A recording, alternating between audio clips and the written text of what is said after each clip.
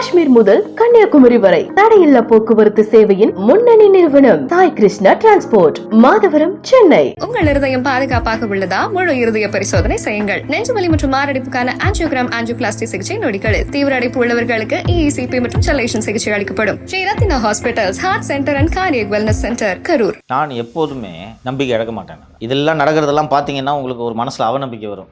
நான் எல்லாம் இப்படி போச்சு, இவங்களே இவங்களே போய் திறகுறாங்க, இதெல்லாம் கேள்வி கேட்பார் யாரும் இல்லையா அப்படின்ட்டுலாம் ஒரு தளர்வு மனப்பான்மை, ஒரு மனத்தளர்ச்சி எல்லோருக்கும் ஏற்படும். நான் எல்லாத்தையும் நம்பிக்கையோடு பார்ப்பேன். நீங்கள் இவ்வளோ கஷ்டப்பட்டு ஒரு இந்து மத சடங்கை தேர்தல் விஷயமாக நீங்கள் மாற்ற முயலும் அதே வேளையில் மனாதிபதிகளாக கருதக்கூடிய சங்கராச்சாரியார்கள், கோயிலே முடியல, நீ என்ன போய் திறந்து வைக்கிற, நான் வரணுமாங்க, வர முடியாப்போ.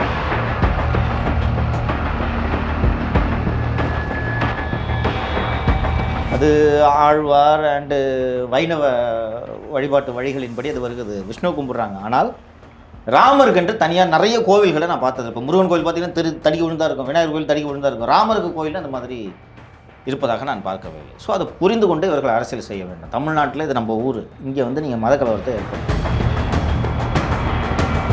அதே மாதிரி காங்கிரஸின் தேவை என்ன புரியுதுங்களா? பிஜேபி அவருக்கு பிடிக்கும், ஆனால் காங்கிரஸ் முக்கியம். காங்கிரஸ் இல்லைன்னா ஐயோ நாடே காலின்னாரு. 1000 குறை இருக்கு காங்கிரஸ்ல, ஆனால் காங்கிரஸ். அந்த ஜெயேந்திர ஒரு வாட்டி ஓடி போனார் திரும்ப மடத்தை விட்டு, பெங்களூர். அந்த மடத்தை விட்டு அவர் தண்டத்தை வச்சுட்டு மடத்தை விட்டு ஓடி போனப்போ அந்த கேப்பில் வந்து சங்கர மடத்தை டேக் ஓவர் பண்ண ட்ரை பண்ணவர் தான் குருமூர்த்தி. நடக்காததெல்லாம் நடந்த மாதிரி சொல்லுவார். இருந்தாலும் நேற்று சொன்னாரா? இது ஒரு அற்பத்தனமா இல்லை? பட் மேடையில் பேசுவது அரசியல் அறிவு என்பதை பொறுத்தவரை அண்ணன் ஆராசாவோடு ஒப்பிடும்போது குருமூர்த்தி 10ல் 1 பங்கு அறிவு கூட அவர் கிடையாது.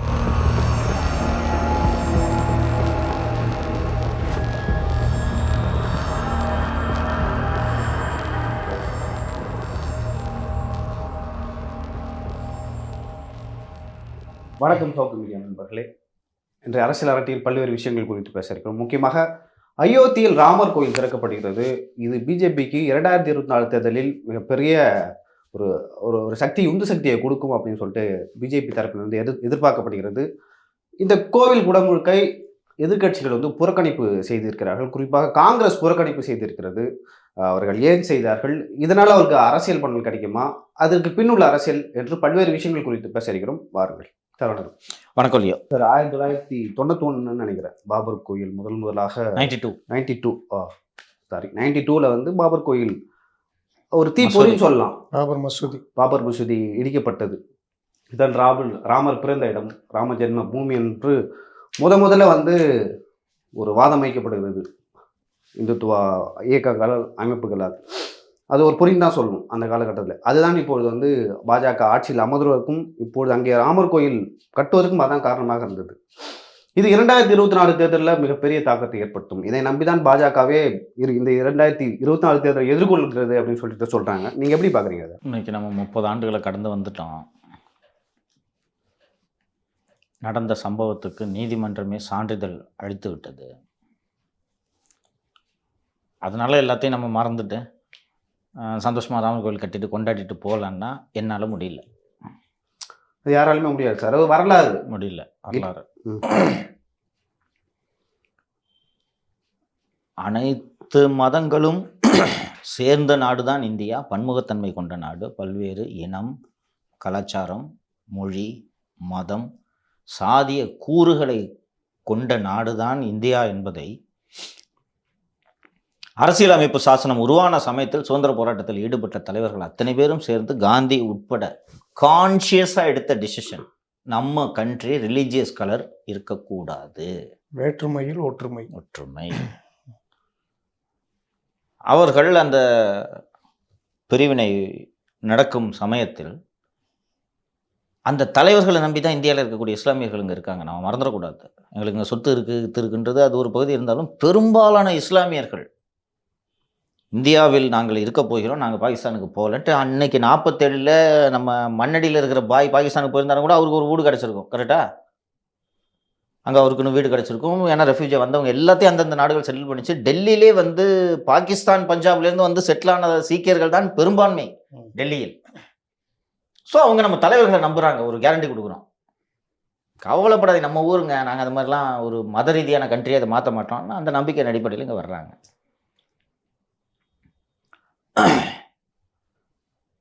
ராமர் பிறந்தார் என்பது நம்பிக்கை, அந்த இடத்துல பிறந்தார்ன்றது.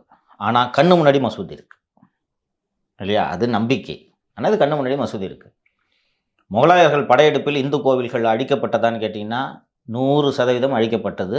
அந்த காலகட்டத்தில் அந்த வழிபாட்டு தலங்கள் மற்றும் கருவூலங்களை போய் அட்டாக் பண்ணி அதை லூட் பண்றதுன்றது காலகாலமாக போர் கில்ஜி காலத்திலே அதோட இல்ல, அது இங்க இருந்த மன்னர்களாலே இது நடத்தப்பட்டது சார்.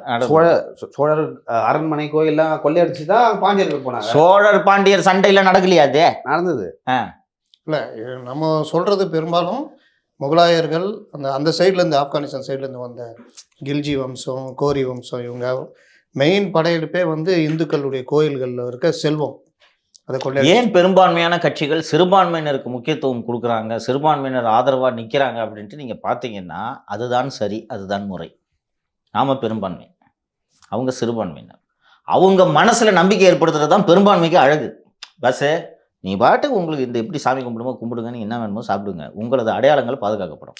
நீங்கள் அந்த போட்டு சாமி கும்பிடுங்க, நாங்கள் இந்த போட்டு சாமி கும்பிடுவோம். இதுதானே கரெக்டு? ஆமாம்.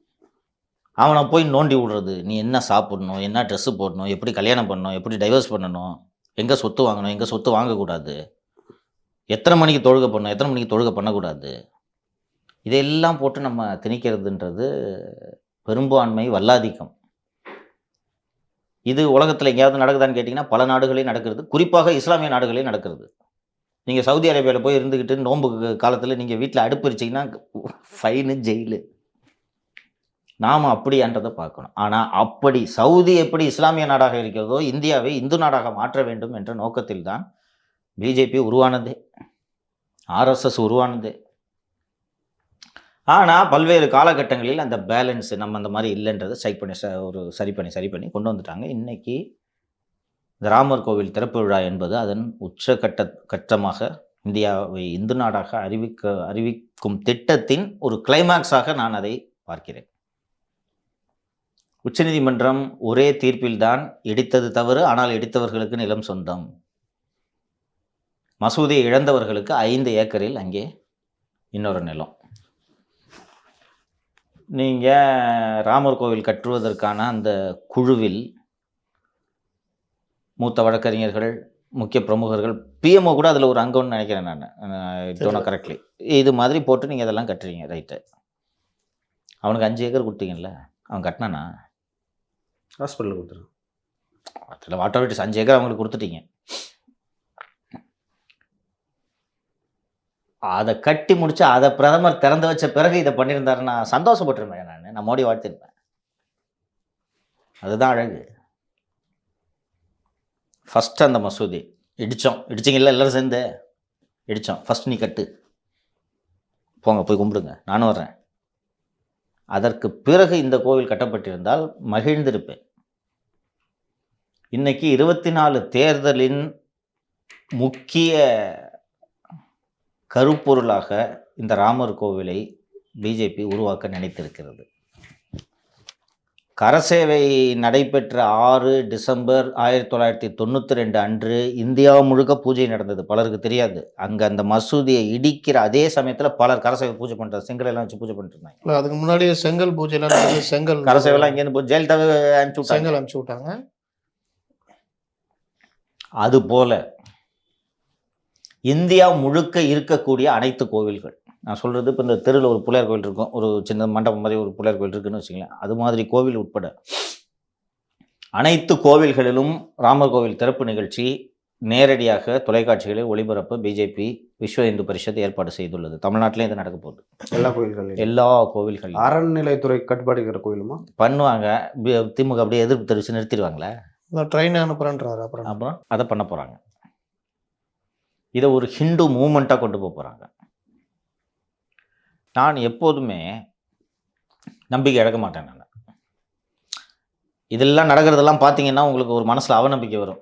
நான் ஏன் எல்லாம் இப்படி போச்சு, இவங்களே ஈஸ்ட்டு, இவங்களே போய் திறகுறாங்க, இதெல்லாம் கேள்வி கேட்பார் யாரும் இல்லையா அப்படின்ட்டுலாம் ஒரு ஒரு தளர்வு மனப்பான்மை, ஒரு மனத்தளர்ச்சி எல்லோருக்கும் ஏற்படும். நான் எல்லாத்தையும் நம்பிக்கையோடு பார்ப்பேன். நீங்கள் இவ்வளோ கஷ்டப்பட்டு ஒரு இந்து மத சடங்கை தேர்தல் விஷயமாக நீங்கள் மாற்ற முயலும் அதே வேளையில் மனாதிபதிகளாக கருதக்கூடிய சங்கராச்சாரியார்கள், யோ கோயிலே முடியல, நீ என்ன போய் திறந்து வைக்கிற, நான் வரணுமாங்க, வர முடியாப்போ. 4 சங்கராச்சாரியர்கள் எதிர்ப்பு. நீங்கள் அந்த இந்து மதத்தை வச்சு தான் நீங்கள் இந்த தேர்தல் பிரச்சாரத்தை தொடங்க போகிறீங்க. ஆனால் அந்த மடாதிபதிகளான அந்த இந்து மதத்துக்கு அத்தாரிட்டி என்று கருதக்கூடிய சங்கராச்சாரியார்கள், முடிவடையாத கோவிலில் நாங்கள் கலந்து கொள்ள மாட்டோம். அப்போ கோவில் முடிவடையில்லை. அப்போ முடிவடையாத கோயிலை திறந்து வைப்பதன் மூலமாக ஸ்ரீராமச்சந்திர மூர்த்தியை பிரதமர் அவமானப்படுத்தி விட்டான்ற நரேட்டிவையும் கிளம்பும். மிக மிக சரியாக எதிர்க்கட்சிகள், குறிப்பாக காங்கிரஸ் மற்றும் சமாஜ்வாடி கட்சி போன்ற கட்சிகள், எங்களுக்கு ராமர் மேலெல்லாம் பக்தி இருக்குது, அன்பு இருக்குது, 22ஆம் தேதி தான் போய் அந்த இதில் கலந்துக்கணும்னு ஒன்றும் அவசியம் இல்லை, கோவில் கட்டி முடித்த பிறகு நாங்கள் போய் உரிய மரியாதை கோவிலுக்கு செய்கிறோம். சங்கராச்சாரியார்கள் சொல்வதை மீறி, அவர்களின் எதிர்ப்பை மீறி திறக்கும் இந்த கோவில் திறப்பு விழா அரசியல் காரணங்களுக்காக நடத்தப்படுகிறது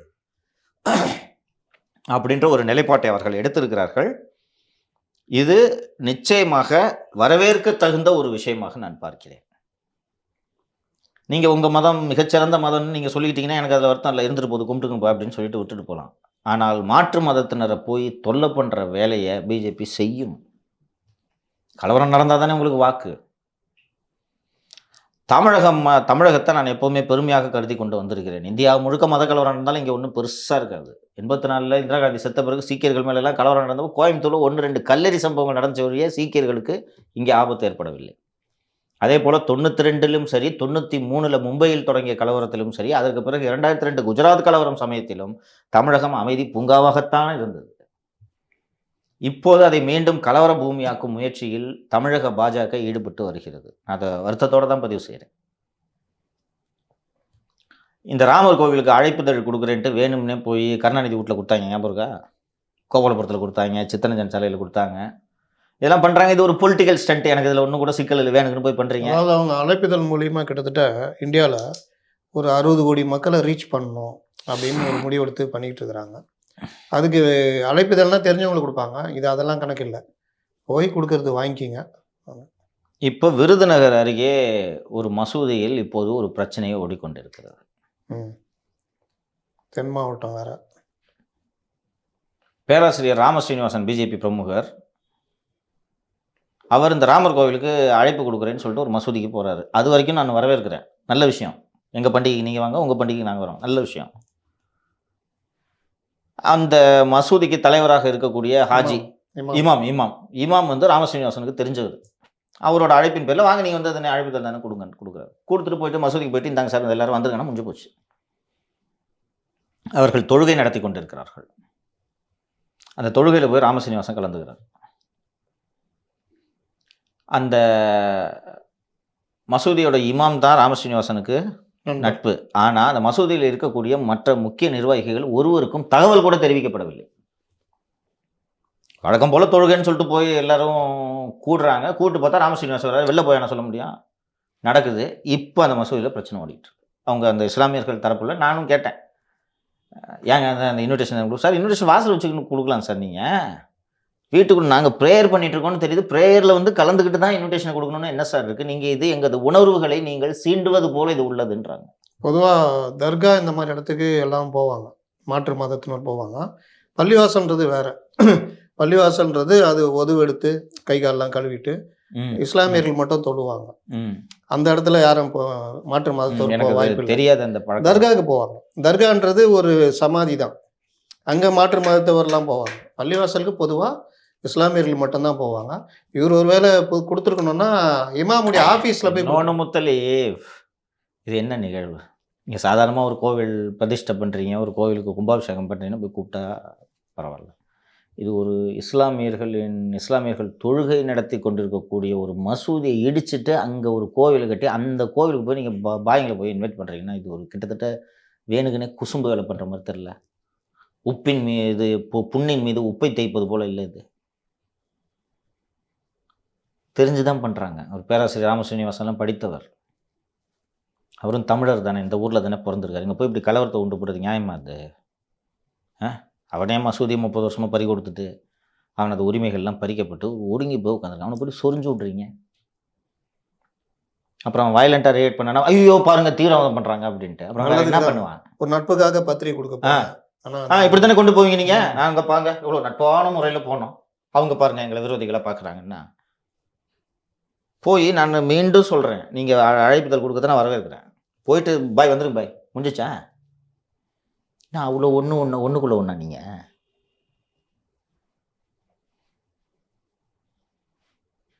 இது நாடு முழுக்க இது போன்ற வேலைகளை செய்யும் வேலையில் வந்து பிஜேபி ஈடுபட்டு. இன்னொரு விஷயம், ராமர் அந்த கோயில் திறக்கிற விழாவை வந்து இந்தியா முழுசும் ஒரு பெரிய விழாவாக அன்று அனைத்து சேனல்களும் இதை முக்கிய இதுவாக பண்ணோன்னா வட இந்திய சேனலுக்கு பெரிய வேற எதுவுமே ஓடாது. ஆமாம், இது முடிஞ்ச பிறகு ஒரு வாரத்துக்கு இதே மேட்டரே பேசணுன்னு தமிழ்நாட்டிலையும் கிட்டத்தட்ட அந்த மாதிரி பேசியிருக்கதா தகவல். அது வந்த அப்புறம் தான் தெரியும் எத்தனை பேர் அதில் இதாக இருக்காங்க. ஸோ நார்த் இந்தியாவில் பட் ஒரு விஷயம் எனக்கு சந்தோஷமான விஷயம், இது ஒரு கான்ட்ரவர்சி ஆகிடுச்சு. அவங்க நினச்சது போல் அது ஸ்மூத்தாக போகல. சங்கராச்சாரியர் இது மாதிரி பேசிட்டாங்களா, இன்னும் நிறைய பேர் பேச தொடங்குவார்கள். சங்கராச்சாரியர் மடத்துக்கு ஈடியோ அனுப்ப முடியும்? அனுப்புவாங்க, அவங்க அனுப்பினாலும் என்ன இருக்கும்? ஸோ அதைத்தான் இவர்கள் செய்வார்கள். அண்டு இது ஒரு மதச்சடங்கு. மதம் என்பது ஒரு தனிப்பட்ட தனிநபரின் வழிபாட்டு உரிமை, வழிபாட்டு விஷயம். அதை வந்து நீங்கள் அரசியலாக்கும் போது சமுதாயத்திலே சிக்கல் ஏற்படும். அதைத்தான் அவங்களோட அரசியலோட அடிப்படை, அதைத்தான் தொடர்ந்து செய்து கொண்டிருக்கிறார்கள். பட்டு இதை வைத்து நாட்டில் சட்டம் ஒழுங்கு பிரச்சனை ஏற்படுத்தும் எல்லைக்கு பிஜேபி செல்லும். ஏன்னா ஒரு ராமசீனிவாசன் பண்ணது அந்த வேலை தானே, வம்புழுக்கிற வேலை தானே. கோயில் பூஜை இருக்கு, ஏன் வாட்ஸ்அப்பில் அனுப்பு வரமாட்டாங்க? ஒரு ஆஃபீஸ் போய் அவர்கிட்ட ஆஃபீஸுக்கு போயிட்டு சார் வாங்க சார் முடிஞ்சு போச்சு. அது தொழுகை நடத்துகிற இடத்துல போய் நானும் தொழுகையில் கலந்துக்கிறேன்றதுக்கெலாம். சரி, அண்ணாமலை அவர்கள் நான் இன்னும் நம்புகிறேங்க. அண்ணாமலையை தமிழ்நாட்டில் எனக்கு அண்ணாமலை மேலே இருக்கிற மரியாதைக்கு ரொம்ப முக்கியமான காரணம், ஒரு திமுகவுக்கு எதிர்ப்பு அரசியல் செய்கிறாரோ இல்லையோ மத அரசியலை கையில் எடுக்கிறேன்னு நான் நம்புகிறேன். ஏதோ குழந்தைத்தனமாக அந்த வீட்டு வாசலில் கொடி கட்டுறது இது மாதிரி ஏதாவது பிரச்சனை பண்ணிட்டு போகிறாரு வழி இந்த மாதிரி மத பிரச்சனையும் பண்ணலை அவர் இது வரைக்கும். ஒரு ஏழாட்டி திருக்காட்டுப்பள்ளியில் அந்த ஸ்கூல் புள்ள விஷயத்தில் மதம் மாற்றம்னு ஆரம்பித்தார். அதை இஷ்யூ பேக் ஃபயர் ஆனோன்னு அப்படியே விட்டார். அதுக்கப்புறம் திமுக திட்டுவார், இதை திட்டுவார், அதை திட்டுவார், ஏதாவது திட்டிட்டு போகிறார். மத விஷயத்தை அவர் கையில் எடுக்கிறது இல்லை. சரி பரவாயில்ல, சர்ச்சுக்கு போய் மாலை போடலான்னு போனார். அதில் 2 கருத்துக்கள் வருது. ஏதோ பண்ணுறாரு இல்லை மத கலவரம் உருவாக்கணுன்ற. இப்போ இந்த ஒரு ராமசீனிவாசன் படுறது மத கலவரம் உருவாக்குறது தான், வேறு ஒன்றும் இல்லை. இப்போ அங்கே ஏதாவது அவதூறாக பேசிட்டு கல்லுகளை விட்டு அடிக்கிறாங்கன்னு வச்சுங்களேன், அங்கே பிரச்சனையாகுமா? அவதா 144 போடுவீங்க, சமாதான கூட்டம் நடத்துவீங்க, தேவை அதெல்லாம். ஸோ ஒரு அண்ணாமலை அவர்கள் ராமசீனிவாசன்ட்டு அவர் தமிழ்நாட்டில் தொடர்ந்து அரசியல் பண்ணுன்ற எண்ணத்தில் அண்ணாமலை இருக்கார் இல்லைங்களா? அப்படி இருந்தாருன்னா தமிழ்நாட்டில் மதத்தை கையில் எடுத்து மதத்தை வச்சு அரசியல் பண்ணுற வேலையை அவர் செய்யக்கூடாது. அதுதான் தமிழகத்துக்கும் நல்லது, அவரது வளர்ச்சிக்கும் நல்லது. ஒவ்வொரு மண்ணுக்கு ஏற்ற தன்மை இருக்குது. அந்த மண்ணை புரிஞ்சுக்கிட்டு நீங்கள் அரசியல் பண்ணணும். இங்கே எடுபடாது. ஸ்ரீராமச்சந்திர மூர்த்தி அப்படின்னு நீங்கள் சொன்னீங்கன்னா ரஜினியோட தில்லுமுழு படத்தில் வருவார், அந்த ஸ்ரீராமச்சந்திர மூர்த்தியாக தான் நம்மால் கேட்பாங்க. புரியுதா? முருகன் தமிழ் கடவுள், ராமர் இங்கே ஒரு அந்நிய கடவுள் தான். இந்த முருகன், மாரியம்மா, ஐயனார் இந்த மாதிரி இருக்கு. நாமளும் இங்கே கும்பிடுவோம். அண்டு ஒரு கம்பர் எழுதின ராமாயணத்தை தாண்டி நமக்கும் அதுக்கும் பெரிய உறவு இருக்கிறதாக தெரியல. ராமர் கோவில்கள் என்று ராமரோட வேறு வடிவமான விஷ்ணுவை வழிபடுறாங்க, பெருமாளை கும்பிடுவாங்க. அது ஆழ்வார் அண்டு வைணவ வழிபாட்டு வழிகளின்படி அது வருகிறது, விஷ்ணு கும்பிடுறாங்க. ஆனால் ராமருக்கென்று தனியாக நிறைய கோவில்களை நான் பார்த்தது. இப்போ முருகன் கோவில் பார்த்தீங்கன்னா தடிக்கு விழுந்தா இருக்கும், விநாயகர் கோவில் தடிக்கு விழுந்தா இருக்கும். ராமருக்கு கோவில் அந்த மாதிரி இருப்பதாக நான் பார்க்கவே இல்லை. ஸோ அதை புரிந்து கொண்டு இவர்கள் அரசியல் செய்ய வேண்டும். தமிழ்நாட்டில் இது நம்ம ஊர், இங்கே வந்து நீங்கள் மத கலவரத்தை ஏற்படுத்தாதீங்க. இது நான் கோரிக்கையாகவே திரு அண்ணாமலை அவர்களுக்கு வைக்கிறேன், புரிந்து கொள்வார் என்று நம்புகிறேன். ஒரு மூத்த சிந்தனை சிற்பி திரு குருமூர்த்தி அவர்கள் ஏன் சிரிக்கிற சிந்தனை சிற்பினா மிஸ்டர் அவரு நானும் துக்ளக் வாசகர் தான், அவ்வளோ விரும்பி படிப்பேன். அதே மாதிரி இந்த பொங்கல் விழாவில் ஷோ நடத்துகிற இது வருஷம் எப்படியாவது கலந்துக்குவேன், இல்லாட்டி அதை எப்படியாவது பார்க்கறதுக்காக ட்ரை பண்ணுவேன். ஏன்னா அவர் வேற, அவர் வந்து இஸ்லாமியர்கள் தலைவர்களை கூட கூப்பிட்டு அந்த கூட்டத்தில் உட்கார வச்சவர். அவங்க கருத்து பேசும்போது, எதிர்த்து பேசும்போது மாற்று கருத்தை ஏற்றுக்க முடியாதவங்க துக்ளக வாசகர்களே இல்லை, வெளியே போங்க போங்க அப்படி சொன்னவர். பெரிதும் மதிக்கக்கூடிய திரு ஷோ அவர் இருந்த வரைக்கும் அந்த சட்டையர் வந்து அந்த அவர் சொன்னதெல்லாம் அவர் கட்டுரைகள் மற்ற விஷயங்கள் அவருடைய இது ஐடியாலஜி தனி. ஆனாலும் அந்த அரசியல் நல்லா இருந்தது.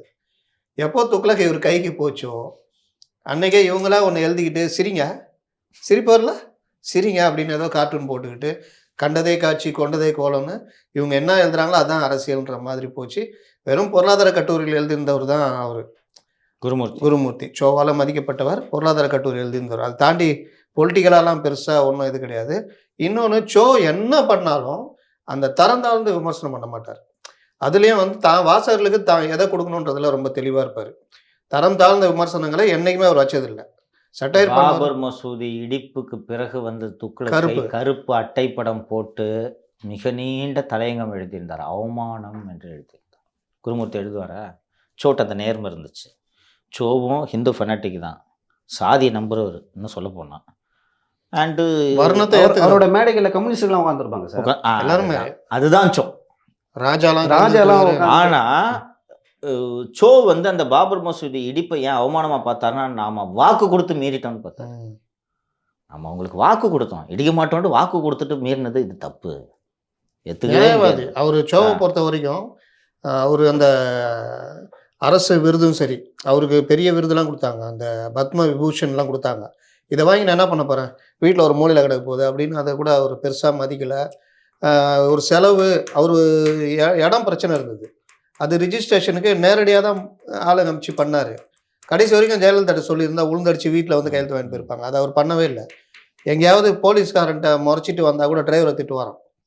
அந்த அளவுக்கு ஒரு அந்த தனிநபர் நேர்மை. இப்போ சொன்னார்ல கம்யூனிஸ்டுகள்னு, இந்தியாவில் ஒரு நேர்மையான கட்சி எதுன்னு கேட்டப்போ பிஜேபி ஏதாவது சொல்லுவார்னு பார்த்தா கம்யூனிஸ்ட் கட்சி அப்படின்னு சொல்லிட்டு அவர் எழுதுனது. அதே மாதிரி காங்கிரஸின் தேவை என்ன புரியுதுங்களா? பிஜேபி அவருக்கு பிடிக்கும், ஆனால் காங்கிரஸ் முக்கியம்னாரு. காங்கிரஸ் இல்லைன்னா ஐயோ நாடே காலின்னாரு. ஒரு எதிர்க்கட்சி 1000 கோடி இருக்கு காங்கிரஸ்ல, ஆனால் காங்கிரஸ் வேணும். So he new the balance. புரியுதுங்களா? அது ஒரு ஈக்குவலாக இருந்தால் தானே உங்களுக்கு ஒரு செக் அண்ட் பேலன்ஸ்ன்றது இருக்கும். 1 பார்ட்டி ரூல்னு போயிடுச்சுன்னா அதுக்கப்புறம் யாரும் அவங்களுக்கு கேள்வி கேட்கறது? அதெல்லாம் ஒரு புரிந்தவர். சேம் அதே தான் இங்கேயும் கருணாநிதிட்டையும் மெயின்டைன் பண்ணார். ஆமாம், 96ல் ஜெயலலிதா அவ்வளோ ஆடணும்னா திமுக வந்தே ஆகணும்னு 2001 அவர் தான் பேசினார். 96 திமுக ஆதரவா, திமுக 2001 அதிமுக ஆதரவா பேசினார். அதனால அதுதான் அவருக்கு எப்படின்னா இன்னைக்கு நிலைமைக்கு தேவை என்னட்டு அது மாதிரி ஃபேர். ஆனால் இவர் வந்து ஒரு ஜாதி வெறியர். இப்போ தெரிஞ்சா நான் சிரிச்சது காரணம் புரியுதா? ஜாதி வெறியர். சோ ஒரிஜினல், இவர் ஒரு சீப் இமிட்டேஷன். தாண்டி சோவோட அரசியல் கணக்கெல்லாம் ஒர்க் அவுட் ஆகும் சில டைம்ல. அவருக்கு அரசியல் புரியும்பா. இவர் எல்லாரும் கெடுத்து விட்டாரு. இவர் குருமூர்த்தி பேச்சு கேட்டுங்க யாருமே உறுப்பு இல்லை அப்படின்னு தான் சொல்லணும். இப்போ இந்த பக்கம் பாண்டி பஜார் பக்கம் போயிருக்கல, அந்த எண்டில் நகை கடையெல்லாம் இருக்கா வரிசையா? அந்த நகை கடைக்கு உள்ளே போனோன்னா அந்த கம்மல்லாம் இருக்கும், பார்த்துருக்கியா? எவ்வளோ இருக்கும் கம்மல்? ஒரு பவுனில் கம்மல் எவ்வளோ முத்தலிஃப் இருக்கும்? எப்படி 50,000 இருக்கும் ஒரு பவுனில், ரைட்டா? 50,000 ஒரு பவுன் கம்மல். இங்கே இந்த பிளாட்ஃபார்ம் போயிருக்கியா? அதே மாதிரி கம்மல் இருக்கும், பார்த்துருக்கியா? எவ்வளோ இருக்கும்? உமா கோல்டு எவ்வளோ இருக்கும்? 200 ரூபா. அதிகபட்சம் 1000 ரூபா. 50,000 எங்கே இருக்குது? 1000 ரூபா எங்கே இருக்குது? அவர் நகைக்கடை கம்மல், இவர் பாண்டி பஜார் பிளாட்ஃபார்ம் கம்மல், இமிட்டேஷன். இதுதான் அடுத்த வருஷம் இந்தியன் எக்ஸ்பிரஸ் கோயங்காவின் ஊழியர் தான் குருமூர்த்தி. குருமூர்த்தியோட பின்னணியை புரிஞ்சுக்குங்க ஃபர்ஸ்ட். குருமூர்த்தி என்னன்னா, பிறக்கும் போதே அறிவுஜீவியாக சரஸ்வதியிடம் ஞானப்பால் குடித்து தாமரை மலரின் மீது நாக்கில் எழுதி தாமரை மலரின் மீது பிறந்தவரல்ல குருமூர்த்தி. ஒரு சாதாரண பட்டய கணக்காளராக வாழ்க்கையை தொடங்கியவர். அவரை கட்டுரை எழுத வைக்கிறார் திரு கோயங்கா. பொருளாதார கட்டுரைகள், குறிப்பாக ரிலையன்ஸ் அடிக்கணும், இந்திரா காந்தி அடிக்கணும், இவ்வளோதான். ஸோ அப்போது குருமூர்த்தியை கூப்பிட்டு இந்த பையன் நல்லா எழுதுனா வாங்கன்னு சொல்லிட்டு அந்த அடிப்படையில் தான் குருமூர்த்தி வருகிறார். அருண் ஷோரியுடைய சிஷ்யன் நினைக்கிறேன். ரிலையன்ஸுக்கும் நுஸ்லிவாடியாவுக்கும் எதிராக அந்த பாலியஸ்டர் போர் நடந்த சமயத்தில் நுஸ்லிவாடியாவுக்கு ஆதரவான அடியாளாக செயல்பட்டவர் தான் குருமூர்த்தி. இதை தாண்டி இவருக்கு ஒரு பெரிய பின்புலம் கிடையாது. துக்ளக் பத்திரிகை ஏன் இவரிடம் வந்தது? சோகிட்ட எழுத ஆரம்பிச்சாரு. குமுதத்திடம் சோ அவர்கள் வாங்கிய கடனுக்கு நிகராக குமுத நிர்வாகத்துக்கிட்ட தான் இந்த ஷேரை, துக்ளக் ஷேரை பிளட்ஜ் பண்ணி குமுதம் வரதராஜன் அவர்களிடம் திரு சோ அவர்கள் கடன் வாங்கியிருந்தார். அப்போ அந்த ஷேருக்கு ப்ளெட்ஜ் பண்ண ஷேர் அடிப்படையில் குருமூர்த்திக்கிட்ட போகுது. இவ்வளோதான். துக்ளக் வாசகர்கள்னா அறிவாளின்னு இதே மேடையில் தானே ரஜினி விட்டு பேச வச்சார். அவங்கெல்லாம் எவ்வளோ முட்டாள்னு சசி தரூர் பேசும்போது, ராமர் கோவில் பற்றி அவர் பேசும்போது அவங்க இந்த சத்தம் போட்டாங்க பேச விடாமல். அப்போவே தெரிஞ்சிச்சு இவர்கள்லாம். இப்போ ஒரு தொடக்கத்தில் சொன்னார்ல மாற்று. இன்னொன்று, துக்ளக்கு விழாவுக்கு நீங்கள் சசி தரூரை கூப்பிடுறீங்க, நீங்கள் தான் கூப்பிடுறீங்க. அவர் உங்களது விருந்தினர். விருந்தினரை கூப்பிட்டு இந்த மாதிரி அவர் விருந்தினர் பேசும்போது உங்களுக்கு பிடிக்காத விஷயத்த பேசுறதுனால சத்தம் போடுவீங்களா? அதுக்கு தான் ஷோ சத்தம் போட்டது. இந்த மாதிரியே ஒரு விஷயம் ராஜா, கம்யூனிஸ்ட் கட்சி ராஜா இருக்கார்ல எம்பி, அவர் பேசுவார். பேசும்பொழுது இந்த மாதிரி கூச்சல் விடுவாங்க. அவர் எந்திரிச்சு போயிட்டு இந்த மாதிரி சொல்லுவார், இந்த மாதிரிலாம் சட்டம் உண்மையான இருந்து யாரும் இப்படி சட்டம் பண்ண மாட்டான், கேளுங்க அவர் என்ன சொல்றாங்க கேளுங்க. அதுல எனக்கு மாற்று கருத்து இருக்கு, எனக்கே மாற்று கருத்து இருக்கு. நானும் உட்காந்து கேட்டேன், அதுக்கு நான் பதில் சொல்லுவேன். இந்த மாதிரி கத்தவங்க காலித்தனம் பண்ணாதீங்கன்னு சொன்னார். ஆனா காலித்தனம் பண்ணுபவர்கள் தான் இப்போது குருமூர்த்தியின் வாசகர்கள். இதை தாண்டி குருமூர்த்திக்கு பெரிய பின்புலம்லாம் இல்லை. அந்த ஜெயேந்திர ஒரு வாட்டி ஓடி போனார் திரும்ப மடத்தை விட்டு, பெங்களூர். அந்த மடத்தை விட்டு அவர் தண்டத்தை வச்சுட்டு மடத்தை விட்டு ஓடி போனப்போ அந்த கேப்பில் வந்து சங்கர மடத்தை டேக் ஓவர் பண்ண ட்ரை பண்ணவர் தான் குருமூர்த்தி. அப்புறம் அங்கே இருந்தவங்களாம் உனக்கு நீ என்ன அப்சர்வ் தானே, உனக்கு மடத்துக்கு என்ன சொன்ன ஓடு கரெக்டை விட்டாங்க. துக்ளக்கு வந்து வச்சுக்கிட்டு துக்ளக்கு கைக்கு வந்த உடனே இவர் அப்படியே ஒரு மிகப்பெரிய சிந்தனை சிற்பின்ட்டு இவராக நினச்சிக்கிறாரு. கிரேக்கத்துக்கு ஒரு அரிஸ்டாட்டில், தமிழகத்துக்கு ஒரு குருமூர்த்தி. யாருங்க சொல்றது? நானே சொல்கிறேன், வேற யாரும் சொல்லலை. இப்படித்தான். இதுதான் குருமூர்த்தியோட பின்புலம். குருமூர்த்தியோட சிறப்பம்சம் என்னவென்று கேட்டீர்கள் என்றால், அவர் தொட்ட ஃபர்னிச்சரை உடைக்காமல் விட்டதே இல்லை. பல ஃபர்னிச்சர்கள் உடைச்சு சுக்கு நூறாக்கி இருக்காரு. ஸோ அவர்கள்கிட்ட எனக்கு ஞாபகம் இருக்கு, ரொம்ப சின்ன வயசில் 90s ஏர்லியில் கேட்ட ஒரு பேட்டி, உங்களோட பலம் என்னன்னு நீங்கள் நினைக்கிறீங்க அப்படின்னு கேட்கும்போது, ரொம்ப சின்ன வயசில் கேட்டேன், எனக்கு 18-19 வயசு இருக்கும். தலைவர்கள் என்னிடம் தனிப்பட்ட முறையில் பேசும் விவகாரங்களை நான் வெளியே சொல்ல மாட்டேன். இன்னைக்கு வரைக்கும் நான் அதை கடைப்பிடிச்சிட்டு இருக்கேன். உங்களுக்கு தெரியும் யார் யாரெல்லாம் நான் பார்த்துருக்கிறேன்றது தெரியும். இன்னைக்கு வரைக்கும் நான் பார்க்காத தமிழகத்தில் இருக்கக்கூடிய மூத்த தலைவர்களை நான் பார்க்காத தலைவர்களே கிடையாது, அவ்வளோதான் சொல்ல முடியும். இன்னைக்கு வரைக்கும் ப்ரைவேட் மீட்டிங்ஸில் என்ன பேசணுன்றதை வெளில சொல்ல மாட்டேன். ஷோ கிட்ட இருந்து கற்றுக்கிட்டு நான் கற்றுக்கிட்டேன். ஆமாம், ஏன் தனிப்பட்ட முறையில் கூப்பிட்டு ஒரு பர்சனல் மேட்டர் சொல்கிறேன், இல்லைனா ஒரு பாலிடிக்ஸ்லேயே வந்து ரொம்ப முக்கியமான விஷயம் ஒன்று சொல்கிறீங்க, இதை போய் நான் வெளியில் எனக்கு இது தெரியும்னு சொன்னேன்னா என்னை எப்படி நம்பி பேசுவாங்க அடுத்த வாட்டி?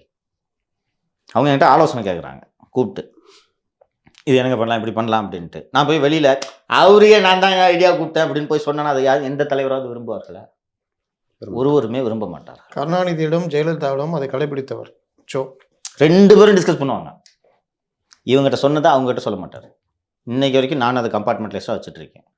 அரசியலில் நேர் எதிர் துருவங்களில் இருக்கும் எதிரிகள் 2 பேரையும் போய் 2 நாள் அடுத்தடுத்த நாட்களையும் நான் பார்த்துக்கிட்டு வந்திருக்கிறேன். இங்கே பேசினா அங்கே சொல்ல மாட்டேன், அங்கே பேசினா இங்கே சொல்ல மாட்டேன். அவங்க 2 பேர்கிட்டையும் தமிழகத்தின் நலன் சார்ந்த யோசனைகளை சொல்லுவேன். நீங்கள் இப்படி பண்ணுங்க, இது உங்களுக்கு நல்லது, நீங்கள் இப்படி பண்ணுங்க, இது உங்களுக்கு நல்லது. அதை வெளியில் சொல்ல மாட்டேன். ஆனால் நடக்காததெல்லாம் நடந்த மாதிரி சொல்லுவார் இருந்தாலும். நேற்று சொன்னாரா? இது ஒரு அற்பத்தனமா இல்லை? அதை சொல்லுங்க. அந்த ரஜினி பற்றி என்ன சொன்னார் சொல்லுங்க. அதை அதாவது ரஜினிகாந்த் கட்சி தொடங்கினா அவருடைய முதல்வர் வேட்பாளராக அண்ணாமலை இருக்கணும்னு நான் சொன்னேன், ரஜினியிடம் இதை நான் சொன்னேன் அப்படின்னு சொல்லிட்டு சொன்னார். ஆக்சுவலாக அந்த நேரத்தில் நடந்தது, அண்ணாமலையை கொண்டு வந்ததே தமிழ்நாட்டில் ஒரு வேறு மாதிரி ரஜினி மூலயமா கட்சி தொடங்கி அதில் ஒரு சமூக சேவகர் அண்ணாமலையை இணைத்து கொண்டு ரஜினி கைகாட்டும் ஆளாக அண்ணாமலை கொண்டு வரணும். அதாவது இவர் யாரோ அவர் யாரோ இது ஏதோ அப்படின்ற மாதிரி கொண்டு வரதுக்கு தான் ட்ரை பண்ணாங்க. ஆனால் இவர் வந்து ரஜினிகிட்ட நான் சொன்னேன் அண்ணாமலை தான் கொண்டு வரணும்னு சொல்லிட்டு நேற்று இவர் ஏதோ அதில் ராஜதந்திரி ராஜகுரு மாதிரி சொல்கிறாரு. ஆர்எஸ்எஸ்க்கு மிக நீண்ட நாட்களாக ரஜினியை கையகப்படுத்தி ரஜினியை வச்சு தமிழகத்தில் கால் ஊன்ற வேண்டும் என்ற திட்டம் ஆர்எஸ்எஸ்க்கு பல வருடங்களாக இருக்குது. ஆர்எஸ்எஸ் எப்பவுமே இந்த மாதிரி 10-15 வருஷத்துக்கு அகடாக தான் திட்டம் போடுவாங்க. ஆமாம். ஆர்எஸ்எஸ் ரஜினியின் முதல்வர் வேட்பாளராக மனதில் முதலில் நினைத்திருந்த நபர் யார் என்றால் மாரிதாஸ். நீங்கள் இந்த சீக்வன்ஸ் எல்லாம் நீங்கள் சேர்த்து பார்த்தீங்கன்னா உங்களுக்கு நல்லா புரியும். மாரிதாஸ் என்ற பேர் உங்களுக்கு எப்போ முதலில் உங்களுக்கு தெரியும்? மாரிதாஸ் அப்போ யூடியூப்ல ஆரம்பிக்கல, ஒரு விழா மேடையில் வந்து ரஜினியும் மாரிதாஸ் சந்திச்சு, அது பின்னாடி, அதுக்கு முன்னாடி ஒரு சம்பவம் நடக்குது. நான் ஏன் மோடியை ஆதரிக்கிறேன் புக்கு ஒன்று போய் ரஜினிகிட்ட கொடுத்தாரா? ஏன் ஊரில் ஆளே இல்லைன்ட்டு ஏன் போய் ரஜினிகிட்ட அந்த புக்கு கொடுக்கணும்? அப்போ தான் மாரிதாஸ்ன்ற ஃபோட்டோவே வெளில வருது. ஏன் இருக்கா? அப்போவே ரஜினிக்கு ஸ்கெட்ச் போட்டாங்க, இந்த பையனை இந்த மாதிரி ஒரு பையனை அனுப்புகிறேன்ட்டு. மாரிதாஸ் என்ன பண்ணிட்டு இருந்தான்? ஒரு எக்ஸ்போர்ட் கம்பெனியில் வேலை பார்த்துட்டு இருந்தான். கரெக்டாக? அவரும் பிறக்கும் போதே கோல்வால்கர் போன்ற சிந்தனை சிற்பிலாம் கிடையாது. எக்ஸ்போர்ட் கம்பெனியில் வேலை பார்த்துட்டு இருந்தான். எனக்கே தெரியாது, பின்னாடி தான் சொன்னாங்க. அவன் ஒரு சைனாவில் ஷர்ட் எக்ஸ்போர்ட் பண்ணுறான். சாம்பிள் கொண்டு வந்து காட்டுங்கன்னு சொல்கிறாங்க கிளைண்ட்டு, சைனாவில் இருக்கிறவங்க. எனக்கு டிக்கெட் போட்டு கொடுங்க, சாம்பிள் வந்து காட்டேன். எவனாவது கிளைண்ட்டுக்கிட்ட டிக்கெட் போட சொல்லுவானையா? அனுப்பணும் அந்த மெயிலெல்லாம் இருக்குது இன்னும். இப்போ எல்லாத்தையும் டெலிட் பண்ணிட்டான். நான் போய் ஸ்க்ரீன்ஷாட் எடுத்து வச்சிட்டேன். இவ்வளோ தான் மாரிதாஸுக்கு அறிவு. கிளையண்ட்டு நீ உன் ப்ராடக்ட்டை செல் பண்ண போகிற, சார் எங்களுக்கு டைம் மட்டும் கொடுங்க, நான் வந்து என் ப்ராடக்ட்டை காட்டுறேன் தானே நார்மலாக பண்ணுவாங்க. டிக்கெட் போடுங்க, சைனாவுக்கு வர்றேன். போட்டாங்களா டிக்கெட்டு? நல்லா போடுவாங்களே. அந்த போர்டு எங்கேருந்து கிடச்சிது? எந்த போர்டு? போர்டு ஒன்று வச்சுட்டு எழுதி அதெல்லாம் அப்புறம் RSS டேக் ஓவர் பண்ண வாங்க வேணாமா? அதனால ரஜினியை வச்சு மாரிதாஸுக்கு ஒரு பெரிய லஞ்சாக இருக்குல்ல, மாரிதாஸ் நான் இந்த மாதிரி நான் ஏன் மோடி ஆதரிக்கிறேன்னா நீ லூஸு ஆதரிக்கிற அப்படின்னு போயிடுவாங்க. அந்த புத்தகத்தை கொண்டு போய் ரஜினிகிட்ட கொடுத்தார். கிழக்கு பதிப்பகப்பட்ட புத்தகம் கொடுத்தோன்னே தான் ஹூ இஸ் திஸ் மாரிதாஸ் என்ற. அப்போ அதை ஒட்டி பார்த்தீங்கன்னா கம்யூனில் ஆர்டிக்கல் வந்திருக்கும், ஹூ இஸ் திஸ் மாரிதாஸ் அப்படின்னு. ஸோ ஃபஸ்ட்டு அதை வச்சு லான்ச் பண்ணுறாங்க. சட்டியில் இருந்தால் தானே அகப்பையில் வரும். நீங்களாம் மாரிதாஸை ஒரு மாபெரும் மக்கள் தலைவர் நினச்சிங்கன்னா ஒரு மக்கள் தலைவர் ஆகிடுவார். அந்த அவர் பழக்கமா? மாரிதாஸ் உங்களுக்கு பழக்கமா? இல்லை, 2 முன்னாடி கூப்பிட்டு விட்டேன் பார்க்குறதுக்கு, ஐடியா கொடுன்னு. இன்னும் அண்ணாமலைக்கு எதிராக தானே அரசியல் பண்ணிட்டு வரேன், நான் உனக்கு ஐடியா கொடுக்குறேன் ஏன்னு கூப்பிட்டா வரல பையன். இல்லை சவுண்டு கொஞ்சம் குறைச்சி சொல்லுங்கள். அதெல்லாம் எங்க பாவம் யூடியூப் வச்சு பொழப்பு நடத்திட்டு இருக்கிறான். சத்தம் கொஞ்சம் கம்மியாக பேசினா நல்லா. அவர் பேசுகிறாரு, அவரு யூடியூப் தான் கடைசி வரைக்கும். அதனால அவருக்கு மனசில் மாரிதாஸுக்கு மனதில் இருக்கக்கூடிய விருப்பத்தை சொல்லி விடுகிறேன். தமிழக பாஜக தலைவர் நான் மையப்படுத்தி சொல்ல. ஆமாம், நடுவில் இவர் அண்ணாமலை ஈக்குவலாக வச்சு ஒரு அரசியல் நடந்தது. கரெக்டு. அண்ணாமலை வந்த பிறகு நமக்கு திரு அண்ணாமலை அவர்கள் என்று தெரிகிறது. அண்ணாமலைக்கு முன்னாடி யார் பேசிட்டு இருந்தாங்க, யார் மனசில் வச்சுருந்தாங்க? போனோம் தான் பாஜக நிலைமை. அப்போ கூட எப்படி சொல்றது, அதுக்கு பிறகுதான் அந்த பொதுக்கூட்டம் ஞாபகம் இருக்கா? ஆமா, யூடியூப் நடத்துகிற ஒரு நபர் எதுக்குங்க பொதுக்கூட்டம் நடத்தணும்? அதில் ஞாபகம் இருக்கா?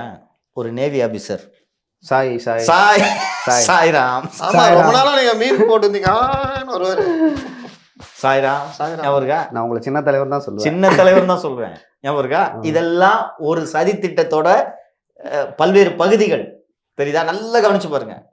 எந்த யூடியூபர் இன்னைக்கு பொதுக்கூட்டம் போறான் நார்த் மெட்ராஸ்ல? எப்படி ஆள் வருவாங்க? அது இருக்குல்ல. ஸோ ஆர்கனைஸ் பண்ணி அவரை வச்சு லான்ச் பண்ணலான்னு நினைக்கிறாங்க. அதுக்கப்புறம் தான் அண்ணாமலை என்ற ஃபேக்டர் வருது. அண்ணாமலை எடுத்த உடனே வந்து பிஜேபியில் ஸ்டேருங்க தலைவராங்கன்னு சொன்னோன்னே சிம்பிளாக போயிருக்கும். ஆனால் அண்ணாமலைக்கு ஒரு இமேஜை கிரியேட் பண்ணுறாங்க. அண்ணாமலை முதலில் நியூஸ் 18க்கு தான் பேட்டி கொடுத்தாருன்னு நினைக்கிறேன். ரிசைன் பண்ண எனக்கும் கொடுத்தாரு. அப்புறம் தான் நியூஸ் டிவியில் ஃபர்ஸ்ட் வந்துச்சு. அந்த நியூஸ் 18க்கு கொடுத்த பேட்டியில் சார் ரஜினிகாந்தோட முதல்வர் வேட்பாளர்னு உங்களை சொல்கிறாங்களேன்னு, அது குறித்து எனக்கு தெரியாது, அவர் தான் முடிவெடுப்பார். நீங்கள் ரஜினிகாந்தை சந்தித்திருக்கிறீர்களா? நான் ரஜினிகாந்தை சந்தித்ததாகவும் சொல்ல முடியாது, சந்திக்கவில்லை என்றும் சொல்ல முடியாது. சொன்னாரா? இது என்ன பதில்? நான் சொல்கிறேன். ராமோஜிராவ் ஃபிலிம் சிட்டியில் அண்ணாத்தை ஷூட்டிங் நடந்துனுக்குது. அப்போது அண்ணாமலை சென்று கொரோனா உச்சகட்டம் ஃபஸ்ட்டு வேவ்னு நினைக்கிறேன். அதோட தான் கடை மூடினார். சொல்கிறேன், அதுக்கு பின்னாடி ஒரு கதை இருக்காதையும் சொல்கிறேன். போகிறார், போய் இவர் போய் அண்ணாமலை போய் பார்த்துட்டு வர்றாரு. அண்ணாமலை போய் பார்த்துட்டு வந்தோம். ரஜினி எப்படி பிடி கொடுப்பார் பாரு. அண்ணாமலை மாதிரி பதில் சொன்னார் அவருக்கு. சார் என்ன முதல்வர் வேட்பாளராக அறிவிக்கிறீங்களா? அறிவிப்பேன் என்றும் சொல்ல முடியாது, அறிவிக்க மாட்டேன் என்றும் சொல்ல முடியாதுன்னு. என்ன நம்மள மாதிரி பஸ் மாட்டாங்க. அப்புறம் அது செட் ஆகாதுன்னு சொன்னவொடனே தான் மாரிதாஸ் ட்ராப் போட்டு அண்ணாமலையை நேரடியாக பாஜகவுக்கு கொண்டு வந்துட்டாங்க. பிஜேபி நினச்சிருந்தா நேரங்க சேர்த்துருக்கலாம்ல. அமித்ஷா சொல்லி தானே ரிசைன் பண்ணார் வேலையை. அப்போ நேரம் இங்கே வர வேண்டியதானே. அது என்ன? தன்னார்வ தொண்டு. ஆடு வளர்ப்பு, நாய் வளர்ப்பு, கோழி வளர்ப்பு. நான் அனிமல் ஹாஸ்பிட்டல் டாக்டரா? ஏண்டெல்லாம் அப்படிதான் பேட்டி கொடுத்தாரு. பொது சேவை என்ன நீங்கள் தான் பேட்டி சொல்லுங்கள், என்ன பேசுனாரு? ஃபர்ஸ்ட் கேட்டப்போ வந்து எப்படி வந்தீங்க அதுன்னு கேட்டப்போ, ஏன் நீங்கள் ஐபிஎஸ் எடுத்தீங்கன்னப்போ, நான் ஓபியில் பார்த்தேன், அந்த 3 நாள் ஆனாலும் பஸ் வரலன்னா அந்த ஜனங்க அதை பற்றி யோசிச்சே பார்க்காது. ரேஷன் கடை இல்லைன்னா கூட திறக்கலைன்னா கூட ஏன்னு கேட்காது. அந்த மாதிரி ஒரு போராட்ட குணமே இல்லாத மக்களை பார்க்கும்போது நம்ம ஏதாவது சேவை செய்யணுன்ட்டு ஐஏஎம்லேருந்து நான் ஐபிஎஸ் எழுதி. ஐஏஎஸ் ஆனால் தான் சார் அதெல்லாம் பண்ண முடியும். இதுவும் ஐபிஎஸ் என்னாரு? ஐபிஎஸ் தான் கிடைச்சது. ஏதோ ஃப்ளோவில் போய் பேசிட்டு இருக்காரு. நானே கேட்கல அந்த கேள்வி. அப்புறம் ஐபிஎஸ் ஆனேன், அந்த மாதிரி ஆனேன். அதுக்கப்புறம் வந்து எனக்கு பொது சேவை செய்யணும்னு இது வந்துச்சு. அப்போ ஐபிஎஸ்ல பொது சேவை செய்ய முடியாதா? பண்ணியிருந்தாரா அங்கே அரசியல் பார்த்த பல பிரச்சனைகள், குமாரசாமி கூட மோதலான்னு கேட்டால் அதெல்லாம் இல்லை, அவர் எனக்கு ரொம்ப நல்ல நண்பர், நீங்கள் ஏன் போகிறீங்கன்னு வருத்தப்பட்டார். அப்படின்னா அதுக்கப்புறம் இங்கே வந்து நான் வந்து இதுன்னாரு. நான் அப்போ கேட்டேன், நீங்கள் ரஜினி இந்த மாதிரி ஆரம்பித்தார்னா அதில் வந்து உங்களை முதல்வர் வேட்பாளர்னு சொல்கிறாங்க, இந்த மாதிரிலாம் எண்ணம் இருக்கிறதான்னு. அப்படிலாம் எந்த எண்ணமும் கிடையாது, பொது சேவை இந்த மாதிரி தான் என்னுடைய இது அப்படின்னாரு. அப்போது அண்ணாமலை வெறும் அண்ணாமலை தான். அந்த கட்டுரை கூட நான் போட்டப்போ நீங்கள் தான் முதல்ல சொன்னீங்க ஆர்எஸ்எஸ்யா அப்படின்னு போட்டுட்டீங்க. நான் எப்படி அது ஆர்எஸ்எஸ் நீங்க சொல்றீங்கன்னு கேட்டப்போ, துபாயில ஒரு கூட்டத்தில் சொன்னா துபாயில் சர்வீஸில் இருக்கும்போது துபாய் போகிறார் அண்ணாமலை, அங்கே ஒரு கூட்டத்தில் வானலாக புகழ்ந்திருந்தார் மோடியை. அப்போவே தெரியும், ஓ நீங்கள் எப்படி தன்னார்வ தொண்டு செய்வீங்க பாருன்னு நினச்சேன். இதற்கு நடுவே அப்போது ரஜினி அரசியல் கட்சி கிட்டத்தட்ட அரசியல் கட்சி தொடங்கும் முடிவுக்கு வந்து விட்டார். ரஜினி அரசியல் கட்சி தொடங்கினா திமுகவுக்கு நல்லதா? இல்லை, நல்லதில்லை. ரைட்டா?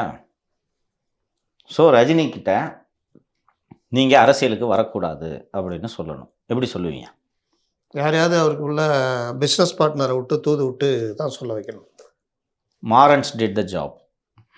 அண்ணாத்தை சன் பிக்சர்ஸ் படம் தானே, 2-3 படம் கமிட்மெண்ட்டும் பண்ணணும். போய் உங்களுக்கு என்ன வேணும்? படம், வருஷத்துக்கு ஒரு படம், 2 படம், 5 படத்துக்கு கமிட்மெண்ட், இவ்வளோ சம்பளம். இப்போ அடுத்த படத்துக்கு எவ்வளோ சம்பளம் சொல்லுங்கள் ரஜினிக்கு? நீங்கள் 120-150 கோடி கிட்ட, 200 கோடி. ஜெயிலர் பெரிய ஹிட்டாமே. ஆமாம், ஜெயிலர் பெரிய ஹிட்டாம். பெரிய 200 ரூபா. ஏன் வாங்குறாரு 200 ரூபா? கட்சி இன்னைக்கு நான் தான்டா நம்பர் 1 ஹீரோ. நேற்று வந்து அஜித் விஜய்லாம் கிடையாது, நான் தான் ஹீரோ. ஸோ ரஜினிக்கு இதுதான் நம்பர் 1 இருக்கணும். நம்பர் 1 இருக்கிறதுக்கு படம் வேணும். வரிசையாக படங்க ஊற்றிட்டு இருக்கு, தர்பார் இருக்கலாம், அப்படியே தடுமாறுன்னு இருக்குது. அண்ணாத்த பெரிய ஃப்ளாப்.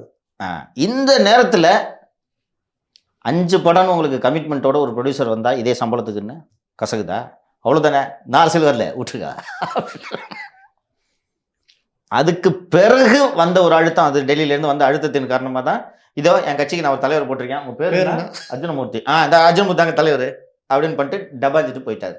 அதற்கப்புறம் காலம் திசை மாறி போனது. அண்ணாமலையோடு போட்டி போட முடியாமல் அவரை மாரிதாசை கையில் எடுத்த ஆர்எஸ்எஸ் துண்டா விட்டுருச்சு. இந்தாப்பா உனக்கு வேணா இந்த கேட்டீங்களா பிளாக் போர்டு, இந்தா ஒரு போர்டு வாங்கி வச்சுக்கிறேன், கட்சி தலைவர்லாம் கொடுக்க முடியாது, இந்தா. அண்ணாமலை இதை பழி வாங்குறதுக்கு பார்க்குறாரு. பிரதமர் ஒரு வாட்டி சென்னைக்கு வந்தப்போ யாரெல்லாம் அந்த சந்திக்கிறதுக்கு லிஸ்ட்டில் போடும்போது கார்த்தி கோபிநாத் மாரிதாஸ் போட்டு கொடுத்துட்டாரு. மாரிதாஸ்க்கு நான் ஒரு யூடியூபரா நான் வரமாட்டேன்ட்டு வரல. அப்புறம் நடுவில் ரொம்ப கஷ்டப்பட்டேன். அப்படி அப்புறம் வந்து போலீஸ் கேஸ்லாம் வந்து ஆள் பயந்துட்டா. அப்படி வீட்டுக்கு வந்து லேப்டாப்பில் சீஸ் பண்ணிட்டு போன உடனே அப்புறம் அவர் ஒதுங்கிட்டாரா? ஒதுங்கினா அண்ணாமலைக்கு தான் இந்த பக்கம் வந்துச்சு. ரஜினி வரிசையாக படம் நடிச்சிட்டு இருக்காரு, பார்க்குறீங்களா? ஜெயலலிதா அடுத்த படம் என்ன பேர்? வேட்டையன். அப்புறம் இன்னொரு படம். இவ்வளோதான். இதுதான் இதுக்கு பின்னணி. அப்போ அண்ணாமலையே ரஜினிகாந்த் அவர்களை சந்தித்திருக்கிறார். இதில் தமிழரின் மணி நான் விட்டீங்களே பாவம். அவர் நேற்று துக்ளக்கில் இந்த ஒரு குருமூர்த்தி புழுவும் போது அதை உட்காந்துக்கிட்டு அப்போ ரஜினிக்கு அண்ணாமலை யாருன்னு தெரியாதா? என்கிட்ட கேட்டார், ஹூ இஸ் திஸ் அண்ணாமலைன்னு. கூசாமல் புழுவை பார்த்து ரஜினிக்கு தெரியாது. சும்மா செவனேன்னு வீட்டில் உட்காந்துருந்த கூட்டம் வந்து 50 வருஷத்துக்கு முன்னாடி நடந்த பெரியாரை பற்றி ஒரு சம்பவத்தை பேசுனா உடந்துச்சு பாரு அடி. இதெல்லாம் தேவையா? அண்ட் அதற்கு முன்பாகவே உங்களுக்கு நினைவிருக்கும் என்று நினைக்கிறேன், டைம்ஸ் ஆஃப் இந்தியாவில் சப்ளிமெண்ட்டில் வந்துச்சா இதில் மெயினில் வந்துச்சான்னு தெரியல, ரஜினி என்கிட்ட தான் அரசியல் ஆலோசனை பண்ணிட்டு இருக்காரு, நான் தான் அவருக்கு என்ன பண்ணணும், பிஜேபி கூட சேருங்க, அதுதான் உங்களுக்கு நல்லதுன்னு அட்வைஸ் பண்ணிட்டு குருமூர்த்தி பேட்டி கொடுத்தாரு. இதுதான் நீங்கள் சொல்கிற தனியாக பேசுகிறத வெளியில் பேசுகிறது. அதே நேரத்தில் திரு ரஜினிகாந்த் அவர்கள் நமது நண்பர்களான மூத்த பத்திரிகையாளர்கள் பலரை சந்தித்திருக்கிறார். ஆமாம், ஒரு பேரை மட்டும் சொல்கிறேன், அண்ணன் கோபாலை சந்திச்சிருக்கார். எல்லாருமே எடிட்டர் லெவலில் நிறைய பேரை சந்தித்து பேசியிருக்கிறது உண்மை. ஒருத்தர் வெளில சொன்னாங்களா? இது இந்த அற்பத்தனம் நான் சொல்லி தான் ரஜினிகாந்த் ஓபிஎஸ் சொல்ல அதெல்லாம் சொல்லாமா ஓபிஎஸ் சொன்னதை எனக்கு அது தெரியும், அந்த பெரியல நடந்த சம்பவங்கள் தெரியும்னு சொல்றது. ஓகே, நான் தான் போய் பீச்சில் உட்காருன்னு சொன்னேன். நான் உனக்கு அவ்வளோ ஆனவா என்ன அப்பாட்டகிற நீ? தனிப்பட்ட முறையில் பேசும்போது ஆஃபீஸில் பேசிகிட்டு இருக்கும்போது என்ன சொல்கிறான் அந்த சூத்திரன், இப்படி தான் பேசுவாரான் குருமூர்த்தி. அந்த அளவுக்கு சாதி வெறி. குருமூர்த்தியோட அறிவுக்கு ஒரே ஒரு சான்றை சொல்கிறேன். நீங்கள் இதை சொன்னேன்னா நீங்கள் குருமூர்த்தியோட அறிவு எவ்வளோ பெருசுன்னு புரிஞ்சுக்குவீங்க. ஜெயலலிதாவின் அடுத்த வாரிசாக ஜெயதீபாவை நம்பினார் குருமூர்த்தி. தெரியுமா? நீங்கள் தான் சொல்ல வேண்டும். ஜெயதீபாவே நம்பியிருக்க மாட்டாங்க அவங்கள. ஆமா, அந்த டைம்ல கிண்டலுக்கு உள்ளாக்கப்பட்டவங்க ஜெயதீபா. ஏன்னா கிட்ட போய் பேசினா பீச்சில் பன்னீரும் ஜெயதீபாவை சந்திச்சாங்க, ஞாபகம் இருக்கா? ஒரே ஒரு சந்திப்பு நடந்த ஞாபகம் இருக்கா? சமாதியில சந்திச்சாங்க. மிகப்பெரிய பிரேக்கிங் நியூஸாக போட்டாங்க. ஆமா, இவர் ஐடியா. நம்மளாம் செம்மையா கிண்டல் அடிச்சிருந்தோம். வாரிசுன்னு சொன்னாருங்க. கூட ஒரு டிரைவர் சார் ராஜாவா இருக்காரா தெரியல. ஓகே, இதுதான் குருமூர்த்தியோட அறிவு. இந்த அறிவோடு அண்ணன் ஆராசாவை ஒப்பிடும்போது குருமூர்த்திக்கு ஆராசாவோட அறிவில் 10ல் 1 பங்கு இல்லைன்ட்டு நான் தைரியமாக சொல்லுவேன். அரசியல் அறிவு ஒரு ஆடிட்டிங்கில் புலியாக இருக்கலாம், பட் மேடைகளில் பேசும் அரசியல் பொருளாதாரத்தில் இல்லை. நான் அதெல்லாம் ஒன்றும் தவறு சொல்லி அவர் அளவுக்குலாம் எனக்கு நாலேஜ் இல்லை, எக்கானமியில் எனக்கு தெரியாது. அவர் he may have a better understanding. But மேடையில் பேசுவது அரசியல் அறிவு என்பதை பொறுத்தவரை அண்ணன் ஆராசாவோடு ஒப்பிடும்போது குருமூர்த்தி 10ல் 1 பங்கு அறிவு கூட அவர் கிடையாது. ஆனால் ஆராசாவை இந்த சமுதாயம் கொண்டாடுகிறதா? குருமூர்த்தி இந்த பேசுனதெல்லாம் பார்க்கும்போது உங்களுக்கு தெரியும், ஜெயதீபாவை ஜெயலலிதாவோட வாரிசுன்னு நினைக்கிறாருன்னா அவங்களோட அறிவு எவ்வளோ பெருசு இருக்கும். ஆனால் அவரை ஒரு சமூகம் தூக்கி கொண்டாடுகிறது தெரியுதா? அதற்கு ஒரே காரணம் அவர் பிறந்த சாதி. ஒரு பிற்படுத்தப்பட்ட தாழ்த்தப்பட்ட சமூகத்தை சேர்ந்தவர் இதை விட இன்னும் பெட்டராக பேசினா கூட கொண்டாட மாட்டாங்க. ஏன்னா குருமூர்த்தி பேசினாருன்னா தினமணி, நியூ இண்டியன் எக்ஸ்பிரஸில் பேஜ் 1 நியூஸ். குருமூர்த்திக்கு அங்கே ஸ்பேஸ் இருக்கும். அவரை விட நல்லா முத்தலிஃப் ஆர்டிகல் எழுதிட்டோம், இவரோட கட்டுரை வராது அங்கே. கரெக்டா? இல்லைன்னா இவர் பேசுறதெல்லாம் ஒரு பேச்சுன்னு அவ்வளோ பேர் கூடி உட்காந்து கேட்பாங்களா? அதுவும் ஷோ இருந்து பதில் சொன்ன அந்த ஒரு சுச்சுவேஷன் இருக்குல்ல, சேம் இவர் அதே மாதிரி நின்றுக்கிட்டு கேள்வி கேட்க. இதில் வேற நேற்று மடக்கிலாம் கேள்வி கேட்டாங்க, எதுக்கும் சரியாக பதில் சொல்லல. வராது. நீ நல்ல ஷார்ப்பாக அப்சர்வ் பண்ணி பாருங்க. His not original. புளியை பார்த்து பூனை சூடு போட்டுக்கல, அந்த மாதிரி ஒரு பூனை ஒரு அதே பேட்டர்னில் நிகழ்ச்சி நடத்துறது. நடத்துறது என்ன தான் நீ என்னப்பா நீ ஷோ ஆகிடு வைப்ப. சரிப்பா, ஷோ கிட்ட ஜெயலலிதா பேசுனாங்க, கருணாநிதி பேசுனாங்க, பேசாத தலைவர்கள் இல்லை, உன்னை யாருமே கிட்ட சேர்க்க மாட்டாங்களே. ஏன்? மனசில் எவ்வளோ சாதி வெறி இருந்துச்சுன்னா ஜெயலலிதாவையும் எடப்பாடி பழனிசாமியும் சாக்கடைன்னு இருந்தாலும் மேடையில் சொல்லுவார். அதை விட இன்னொன்று சொன்னார்ல, அதிமுக தலைவர்களை ஆண்மையற்றவர்கள்ன்ற மாதிரி அர்த்தம் படுற மாதிரி நல்ல சோகா கேட்டார். வா யார் ஆம்பளன்னு காட்டுறேன்னு ஜெயக்குமார் கேட்டார், ஞாபகம் இருக்கா? அதிமுக விட ஆண்மையை பரிசோதிக்க அப்படிதான் பேசணும். பின்ன என்ன வார்த்தை இது? இல்லை, எனக்கு இந்த வார்த்தை மனசார்ல முத்தலீஃப். எனக்கு சாக்கடை நீர் என்று எப்படி நீ சொல்ல முடியும்? யாரை சாக்கடைன்னு சொல்லுவ? யாரையுமே சாக்கடைன்னு சொல்லக்கூடாதுங்க. அதுதான் சொன்னேன், சோக்கும் இவருக்குள்ள வித்தியாசம். அப்படி ஒரு குடிசை எரியும் போது சாக்கடை தண்ணி அள்ளி போடுறது தப்பு இல்லை. அதனால நான் எடப்பாடி சசிகலா பயன்படுத்துறேன்னா என்ன சாக்கடை அவனுக்கு? சசிகலா எங்கே இருந்துற உனக்குலாம் இவ்வளோ திமிரு வந்துச்சு? எப்படா பேசுற நீ? 1000 விமர்சனம் இருக்கு சசிகலா மேல, எனக்கு எடப்பாடி மேல 1000 விமர்சனம் இருக்கு. சாக்கடைன்னு சொல்லுவியா நீ? இதைக்கும் அங்கீகாரம் கொடுத்து உட்கார வச்சுட்டு இருக்காங்க. திரு அண்ணாமலை அவர்கள் அடுத்த பர்னிச்சரா அண்ணாமலை கையில் எடுத்திருக்கிறார் என்று அதுதான் நான் கேட்க வந்தேன். இவருக்கு எதிராகவே தொடர்ச்சியா லாபி பண்ணியிருந்தாரு, அண்ணாமலைக்கு எதிராக தொடர்ச்சியா லாபி. இப்ப திடீர்னு அண்ணாமலையோட சேர்த்துக்கிட்டு ஒரு இது, நேற்று கூட்டத்தில் கூட அண்ணாமலையை முதலமைச்சராக்குறது சம்பந்தமா நம்ம எப்படி தயாராகிருக்கோம் அப்படின்றப்போ ஒரு மறுப்பு சொல்றாரு. யாரை முதலமைச்சராக்கணுன்றது மேட்ரு இல்லை, கட்சியை கொண்டு இது பண்ணணும், ஆட்சி பிடிக்கணும். இன்னைக்கு கட்சியோட முகமே அண்ணாமலை தானே. வேற யாரு? அதனால நான் சொல்றேன், கரெக்டான்னு சொல்லுங்க. குருமூர்த்தி மனசுல அண்ணாமலையும் சாக்கடை நீர் தான். கரெக்டா? ஆமா, அப்படி சொன்னா இப்படிதான். அது கரெக்ட்னா இதுவும் கரெக்ட். நான் பயன்படுத்தினேன். குடிசை இல்லாம அவர் கேஸ்டேஷன் சொல்றீங்க, எப்படி அண்ணாமலை அக்செப்ட் பண்ணிப்பாரு? இன்னைக்கு வேற வழி இல்லை. இல்லை, அக்செப்ட் பண்ற மாதிரி அது பதில் இல்லையே. முதலமைச்சர்ன்றது மேட்டர்ல யாரை முதலமைச்சர் ஆகணுன்ற விஷயம் இல்லை, கட்சியை கொண்டு வரணும் அப்படின்றதுதான். அப்படி ஹெச் ராஜா முதலமைச்சர் ஆகலாம்னு நேற்று மேடையில் யாராவது கேட்டுக்கிட்டோம். ஹரிகர சர்மா போல ஒரு மிகச்சிறந்த சிந்தனை சிற்பியை நீங்கள் பார்க்க முடியாது, கூசாம பேசுவார். அதான் கட்சி விட்டே போயிட்டார் அவரு. அதே ஹெச் ராஜா வச்சுக்கிட்டு தான் எனக்கு பிஜேபி பிடிக்கும், எனக்கு கருணாநிதியை பிடிக்காது, ஜெயலலிதாவை பிடிக்காது. ஆனால் இன்னைக்கு யதார்த்தம் கருணாநிதியை விட ஜெயலலிதா பெட்டர்னு அவங்கள நான் ஆதரிக்கிறேன். இவங்க வரணும்னு ஆசைப்படுறேன், இது வேலைக்கு ஆகலையே அப்படின்னாரு. கையை நீட்டி, ராஜா கையை நீட்டி. அவர்கிட்ட அந்த குறைந்தபட்ச நேர்மை சோக்கிட்ட இருந்துச்சு. அந்த நேர்மையின் காரணமாகத்தானே அரசியல் தலைவர்கள் அவரை நம்பினார்கள். வாயை திறந்த பொய் குருமூர்த்தி, வாயை திறந்தா பொய். நீங்கள் நடுவில் முன்னாடிலாம் எதிரியும் துக்ளக் வாங்கி படிப்பாங்க, கலைஞர் ரெகுலராக படிப்பார், எல்லாரும் படிப்பாங்க. அந்த சட்டையரில் ஒரு ஒரு ஒரு நளினம் இருக்கும், எரிச்சல் வரும். இந்த ஆள் பண்ற கூவம் கரைனிலே ஒரு முதலமைச்சரை ஒரு ஆளை உருவாக்குறதுக்கு ஒரு ஐடியா கொடுத்துனே இருப்பான். மெட்ராஸ் பாஷை பேசிக்கின்னு அவ்வளோ நல்லா ரொம்ப நல்லா இருக்கும். நீங்கள் சோட சட்டையெல்லாம் படிச்சு பாருங்க. நாளேடு, ஒன்றரை பக்க நாளேடு, அவரோட ட்ராமாஸ் நேர்மை உறங்கும் நேரம், முகமது பின் துக்ளக்கு, அவர் ஒண்டி ஆளாக பல்வேறு போராட்டங்களை எல்லாம் தாண்டி ஜெயலலிதா கருணாநிதி 2 பேருக்கும் எதிராக சண்டை போட்டுட்டு இன்னைக்கு ஒரு பெரிய உயரத்தை அடைஞ்சுக்கிட்டாரு. மோடி அவர் தானே கொண்டு வந்தது ஆரம்பத்துல இருந்து. மோடி குஜராத் மாடல்னு அவர் தானே 2002 இருந்து. அங்கே போய் உட்காந்துட்டா நீங்கள் சோ ஆயிடுவீங்களா? நான் கேட்குறேன். அதனால் இவர் வந்து ஒரு ஒரு ஒரு சீப் இமிட்டேஷன், அவ்வளோதான். நான் திரு அண்ணாமலை அவர்களுக்கு தான் அறிவுரை சொல்ல வேண்டும், குருமூர்த்தியிடம் ஜாக்கிரதையாக இருங்கள்.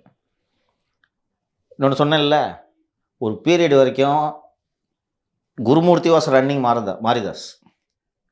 அதை தான் சொல்கிறேன், அண்ணாமலைக்கு எதிராக ஒரு அரசு. அண்ணாமலைக்கு எதிராக அண்ணாமலை, அதாவது என்னென்னா சிம்பிள் விஷயங்க, அண்ணாமலை இங்கே இருக்கிற பிராமி லாபிக்கு அடங்கலைங்க, அவள் தாங்க மேட்ரு.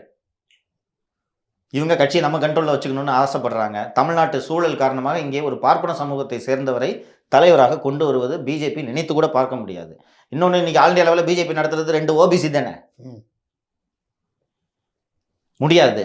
அதனால இவங்க நம்ம கை கடக்கமான ஒருத்தர், இது அவர்கள் எப்போதுமே கையாளும் தந்திரம். நம்மளால முடியலன்னா நம்ம கை கடக்கமா நம்ம சொல்றது கேட்குற மாதிரியான ஒரு ஆள் வச்சுக்கணும்னு எதிர்பார்த்தாங்க. அது மாதிரி இவர்கள் தயார் செய்த நபர் தான் திரு மாரிதாஸ். அப்புறம் உயர உயர பறந்தாலும் ஊர்க்குருவி பருந்தாகுமா? ஊர்க்குருவி தான், போர்டு கொடுக்குறேன், வீடியோ போட்டு கிடப்போ அப்படின்ட்டு விட்டுட்டாங்க. அவர் அரசியல் எதிர்காலம் இனிமேல் மாரிதாஸ் முடிஞ்சு போச்சு. அதாவது கவுன்சிலர் சீட்டு கிட்ட கொடுத்தானா உண்டு, அதுக்கு மேலாம் ஒன்றும் கிடையாது. குருமூர்த்தி தொட்ட இன்னொரு ஃபர்னிச்சரில் மாரிதாஸும். இன்னொன்று சொல்கிறேன், குருமூர்த்தி தொட்ட இன்னொரு ஃபர்னிச்சரில் துக்ளக்கும் ஒன்றுன்னு சேர்த்துக்க வேண்டியதான். கண்டிப்பாக சேர்த்துக்கணும். ஏன்னா அடுத்த வருஷம் இந்த இது நடக்குமா என்னன்னு தெரியாது. ஷோவுடைய பையன் கடுமையாக எதிர்த்துக்கிட்டு இருக்காரு. ஸ்ரீராமன் நினைக்கிறேன் அவர் பேர். ஷோவோட பையன் ஒரு வித்தியாசமானவர். அவர் ஷோவுக்கு அப்படியே ஆப்போசிட். அவங்க ஃபேமிலி வந்து குருமூர்த்தி கிட்ட துக்ளக் இருக்கிறதா அவங்க குடும்பம் விரும்பல, துக்ளக்கை நாசம் பண்ணிட்டு இருக்காருன்னு நினைக்கிறாங்க. அதனால நம்ம நாட்டினா கூட நல்லா நடத்துவாங்க. இந்த அளவிட அருமையாக சட்டையர்னா என்னன்னு ஏங்க, ஃபர்ஸ்ட் மனசு நல்லா இருந்தா தாங்க உங்களுக்கு சட்டையர்லாம். மனசு பூரா வஞ்சம், சாதி வெறி, அடுத்தவனை கெடுக்கிற எண்ணத்துல நகைச்சுவை உணர்வு எப்படியா வரும்? அவதூறுக்கும் விமர்சனத்துக்கும் வித்தியாசம். விமர்சனம் பண்ணுங்க, ஏன் அவதூறு பண்றீங்க? நீங்கள் நேர்மையாக விமர்சனம் பண்ணிங்கன்னா யாருமே உங்களை எதிரியாக நினைக்க மாட்டாங்க இல்லையோ. நான் இன்றைக்கும் பண்ணுறேன், இங்கே இருக்க இந்த 200 பாய்ஸ் லகடு பாண்டிகள் தான் வந்து நம்மளை எதிரியாக நினைக்கிறாங்க. திமுக கட்சியை பற்றி நல்லா புரிஞ்சவன் நம்ம வந்து திமுகவோட நல்லதுக்கு அறிவுரை சொல்கிறோன்னு தான் எடுத்துப்பாங்க. இன்றைக்கி வந்து நம்ம எது ஃப்ளாக் பண்ணாலும் யூட்டர்ன் போடுறீங்க. 1.5 வருஷமாக தானே விமர்சனம் பண்ணுறேன், 1 வருஷம் 10 மாதம் வரைக்கும் நான் விமர்சனம் பண்ணலாம். நீங்கள் சொல்கிறது கேட்டுக்கிட்டு இருந்தீங்கன்னா இன்றைக்கி உங்கள் கட்சி நல்லா தானே இருக்கும், நல்லா தானே இருக்கும். குறைந்தபட்சம் மினிமம் 40%.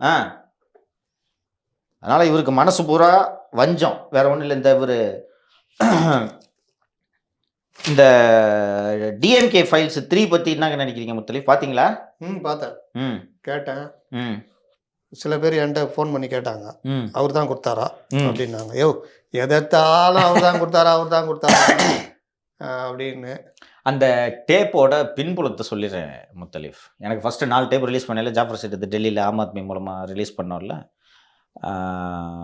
அதுவே வந்து அதுதான் ஆக்சுவலி வந்து நான் 2014 ரிலீஸ் பண்ணேன். அதுதான் ஆக்சுவலி வந்து 2Gயில் எவிடன்ஸை சபோட்டாஜ் பண்ணுறதுக்கான ஒரு ஆடியோ அது.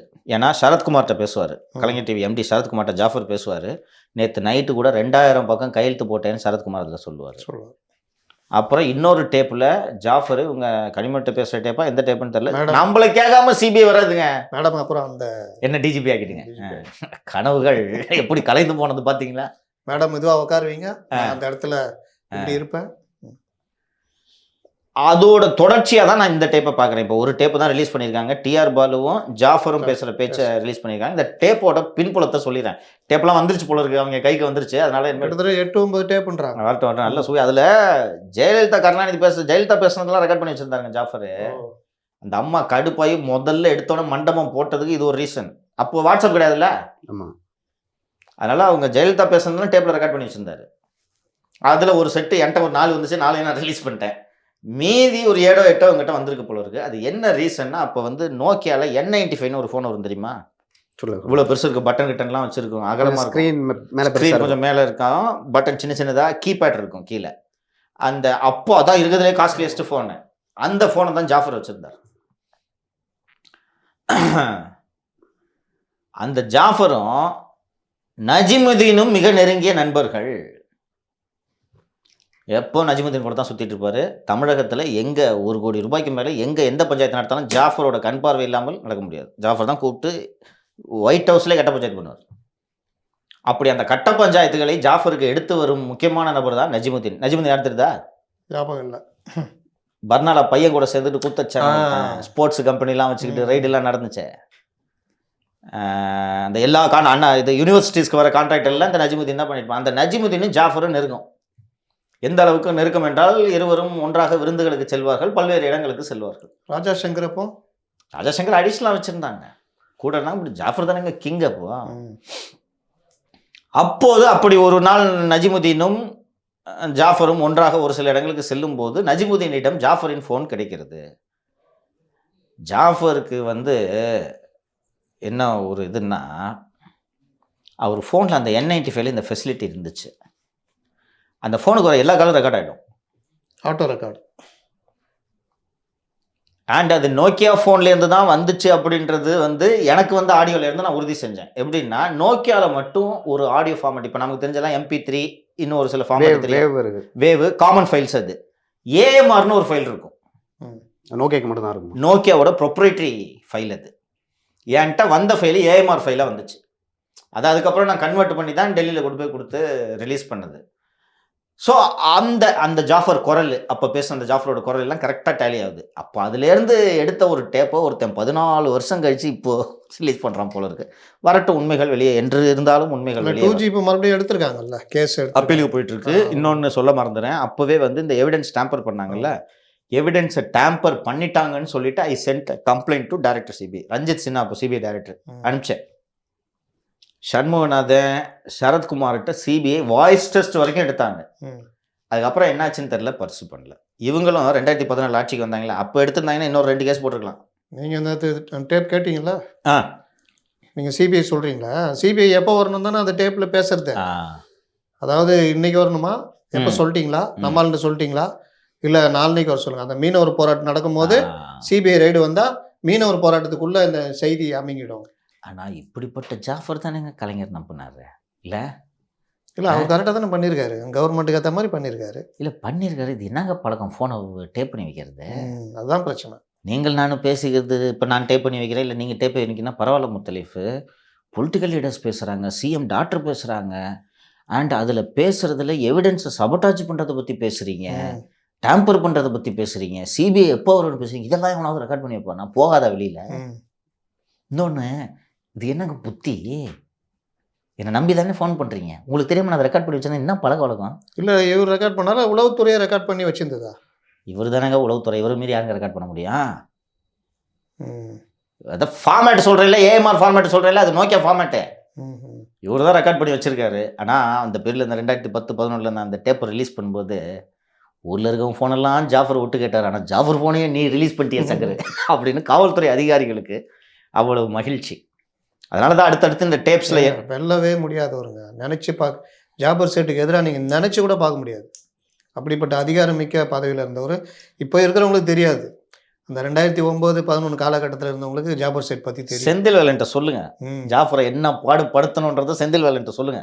எனக்கு நீங்கள் அந்த கட்டுரை எழுதுனீங்கல்ல, அந்த இடம் வாங்கினது, அப்போ தான் இந்த விஷயம் படிக்கும் போது தான் ஒரு அரசு ஊழியர் எப்படி வாங்கக்கூடாது, அதில் இது 13A 13B அந்த இதெல்லாம் எப்படி வரும், அந்த PC எப்படி வரும்ன்றதுலாம் அப்போ தான் புரிஞ்சுது.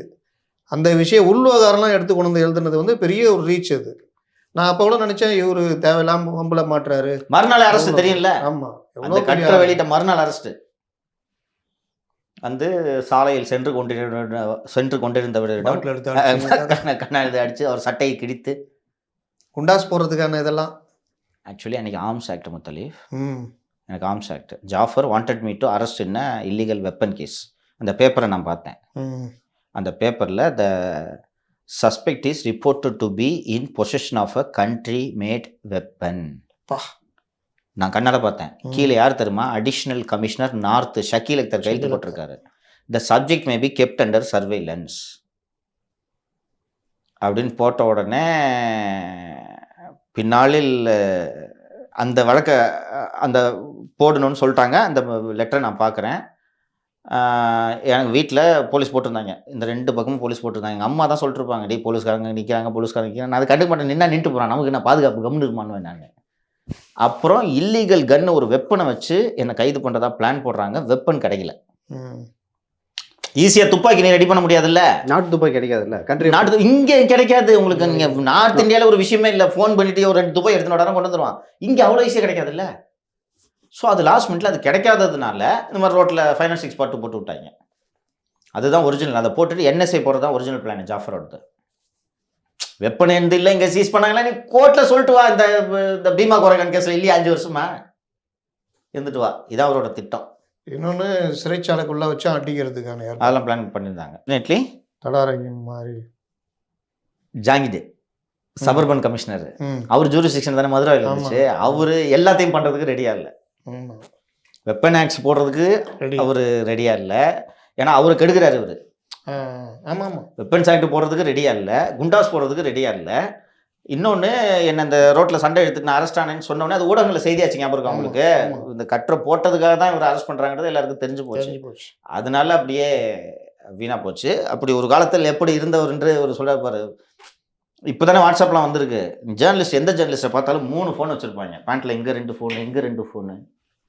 ஏன்னா எல்லா ஃபோனையும் ஜாஃபர் விட்டு கேட்குறாருன்னு சொல்லிட்டு ஃபோனை மாற்றி மாற்றி பேசிட்டு தெரிவாங்க. சரகட்டு மேனிக்கு எல்லா ஃபோனையும் விட்டு கேட்பாரு. இங்கே கொண்டு உட்கார வச்சுக்கிறாரு ஜாபர் செட். இங்கே கொண்டு உட்கார வச்சிருக்காரு ஜாபர் செட். உண்மையிலே கம்முன்னு விட்டுருந்தா கூட அப்படியே போயிட்டு இருப்பேன். அப்படியே போயிருப்பாங்க. என்ன ஒரு 2 சார்ஜ் கொடுத்துருப்பாங்க. இந்நேரம் ஆஃபீஸில் உட்காந்துக்கிட்டு sir yes sir very well sir. ஏன் சார்ஜ்? அது அப்படியே போயிடும். அது உங்களுக்கு அந்த எண்ணம் இருக்காது. இல்லை லைட்டாக அந்த மாதிரி கட்டுரை எழுதிட்டு அதுதான் இதாகும். ஸோ அதனால இந்த ஃபைலில் மீதி ஆடியோஸ்லாம் வெளியில் வரட்டும். வருவதை வைத்து பார்க்கும்போது நமக்கு சந்தோஷம்தான். இல்லை, இந்த ஃபைல்ஸ் வர்றதுனால என்ன பிரச்சனை வந்துட போகுது டிஎம்கேக்கு தெரியல எனக்கு ஒன்றும் பெருசாக. அதான் கேட்குறேன். சரி, நீங்கள் நம்ம அதை அவசரப்பட்டு இந்த முடிவுக்கு வர முடியாதுங்க. அன்னைக்கு வந்து சரத்குமாரும் ஜாஃபரும் பேசி எவிடன்ஸை டேம்பர் பண்ணுறாங்க அப்படின்றது தான் அந்த டேப்லேருந்து வந்த ஒரு செய்தி. அதை சிபிஐக்கு நான் கம்ப்ளைண்ட்டும் அனுப்பிச்சேன் ரஞ்சித் சின்ஹாவுக்கு. அவங்க ஆக்ட் பண்ணல. இப்போது அண்ணாமலை ரிலீஸ் பண்ணுற அந்த டேப்பில் இதே மாதிரி எவிடன்ஸை டேம்பர் பண்ணியிருக்காங்க 2Gலன்ட்டு ஒரு ஆடியோவில் வருதுன்னு வச்சுக்கோங்க. இதை பேஸ் பண்ணி எஃப்ஐஆர் போட்டா அது பண்ணலாம்.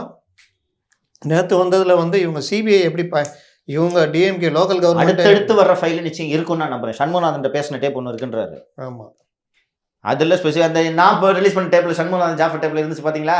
அதுங்க 20 ஒயிட்டை தரேன்னாங்க, விளம்பரமாக கொடுத்துறேன்னாங்க அப்படின்னாங்க. அப்புறம் பார்த்தா இந்தியா சிமெண்ட்ஸ் 20 கோடி ரூபாய்க்கு விளம்பரம் அட்வான்ஸ் கொடுத்துருக்காங்க. அதில் எஃப்ஐஆர் போட்டா, வாய்ஸ் டெஸ்ட்டு கூப்பிட்டா. ஆமாம், இப்போ தான் மறுபடியும் உயிர் பெற்றுச்சு அந்த கேஸ். வாய்ஸ் டெஸ்ட்டு கூப்பிட்டா ஜாஃபர் வாய்ஸ் டெஸ்ட்டு கூப்பிடுங்க. இல்லைன்னா ஜாஃபரை கூப்பிட்டு உனக்கு உன் மேலே இப்போ கூட கேஸ் இது பண்ண முடியும், உங்கள் மனைவி மேலே கேஸ் இன்னும் நிலுவையில் இருக்குது, அதில் அமலாக்கத்துறை உள்ளே வரப்போகுது, வராமல் இருக்கிறதுக்கு நீ அப்ரூவர் ஆகுன்னு சொன்னால் பாய் மாறிடுவார். ஏன்னா அவருக்கு இந்த திமுக கவர்மெண்ட் வந்து அவருக்கு எந்த சலுகையும் கொடுக்கப்படவில்லை. சமீபத்தில் நடந்த ஒரு 2 ஆண்டுகளுக்கு முன்பு நடந்த அவருடைய மகள் திருமணத்துக்கு தான் சிஎம் போனார வழியாக வேறு எந்த சலுகையும் அவருக்கு கொடுக்கப்படல. சில இதெல்லாம் அவர் தான் ஹேண்டில் பண்ணுறாரு அப்படின்ற மாதிரி. சில விஷயங்கள்லாம் அவர் தான் ஹேண்டில் பண்ணுறாரு. அவர் ஆலோசனை சொல்லி அவர் ஹேண்டில் பண்ணுற மாதிரி இருந்துச்சா உருட்டுருப்பானுங்களே இந்த கவர்மெண்ட்டை. அந்தளவுக்குலாம் ஹீஸ் இன்டெலிஜென்ட். அவங்கெல்லாம் யாருமே கிட்ட சேர்க்கறது இல்லை. திமுகவோடு நெருக்கமாக இருந்து திமுகவின் நலன் விரும்பிகளாக இருக்கக்கூடிய அதிகாரிகள் ஒருவர் கூட இன்று திமுகவோடு இல்லை. அதோட விளைவு தான் இது. அப்படியே அதெல்லாம் மீறி வந்தால் யூசி விட்டுருவார.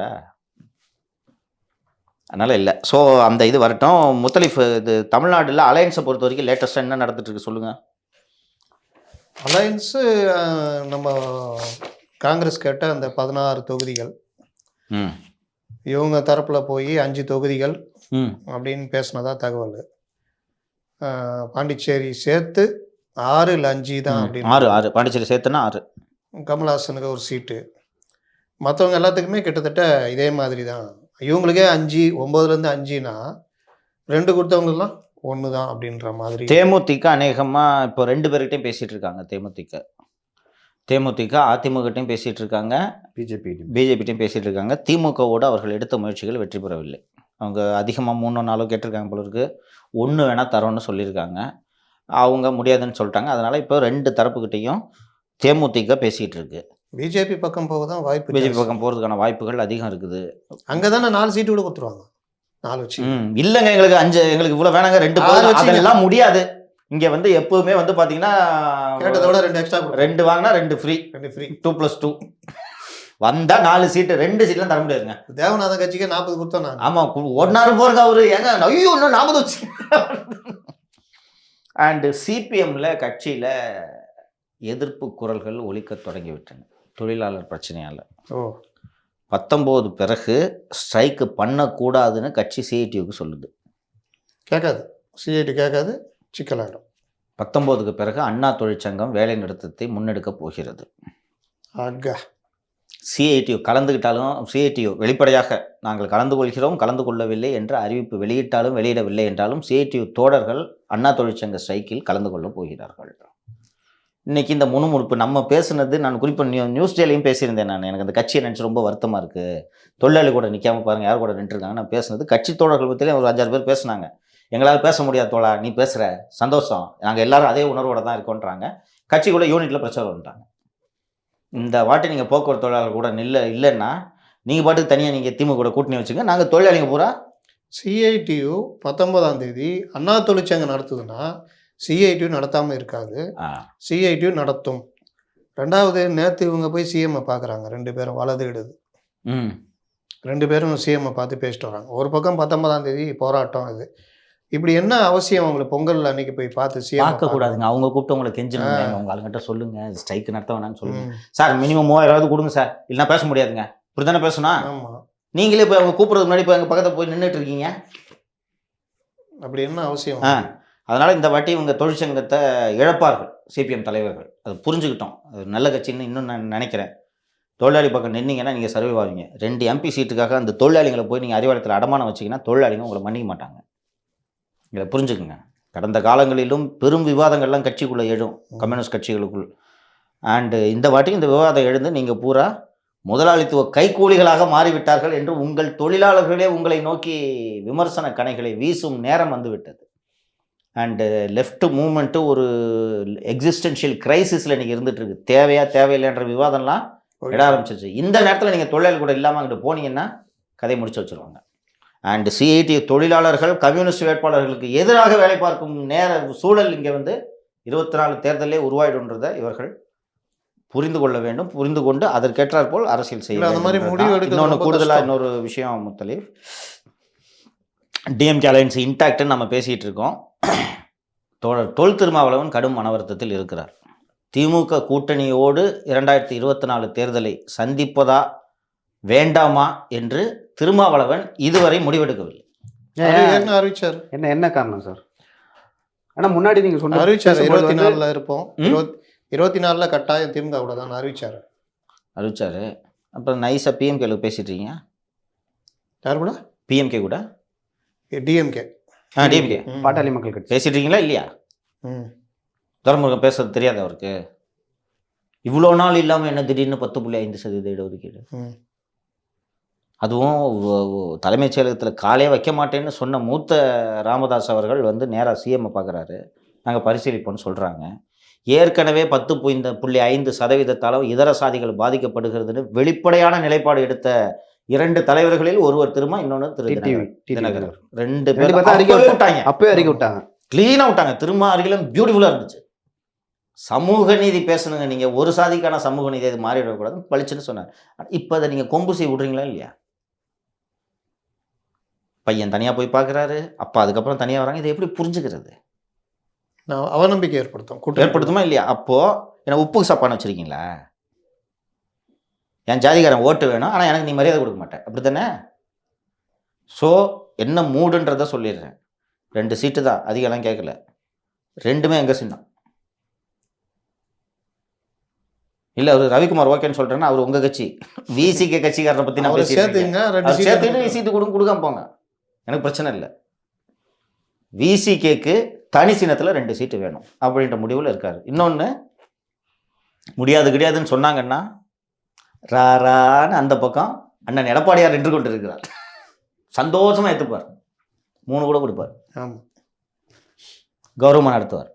குறைந்தபட்சம் உங்களை மாதிரி நடத்த மாட்டார். அதனால் இப்போதும் சொல்கிறேன், திமுக கூட்டணி இறுதியானதல்ல. கூடுதலாக இன்னொரு விஷயம் சொல்லிடுறேன்.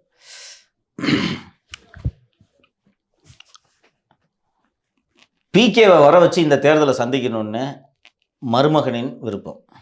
தேர்தலை முடிஞ்சிடும் போலியா? விருப்பம் பேசிக்கிட்டு இருக்காங்கப்பா, அதனால தான் சொல்கிறேன். அவரது விருப்பம், மகனின் விருப்பம். அதான் சுனில் நம்மக்கிட்ட வந்துட்டாரு, சுனிலை வச்சு நம்ம எலெக்ஷனை பார்த்துக்கலாம் அப்படின்னு விருப்பம்.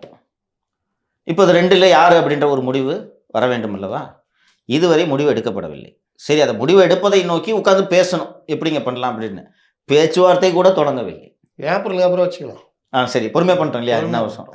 ஸோ மாப்பிள்ளை வந்து நம்ம பெண்ணு இன்ஃப்ராஸ்ட்ரக்சர் பிகேஸ் கைடன்ஸ் வச்சு நம்ம எலெக்ஷன் ஃபேஸ் பண்ணால் மாப்பிள்ளை தனியாக யோசிச்சுக்கிட்டே இருக்காரு. பெண்ணு ராவின் போயிட்டார் அவரு, இருக்கிறத வச்சு மேனேஜ் பண்ணுறேன்னு சொல்கிறாரு. இப்போ இன்னும் சம்பளம் வாங்கிட்டு இருக்காங்க, இப்போ தெண்டமாக உட்காந்து எல்லாம் ப்ரைமில் வீடியோ பார்த்துட்டு யூடியூப்பில் வீடியோ பார்த்துட்டு உட்காந்துருக்காங்க, எல்லாம் எந்த வேலையும் இல்லாமல்.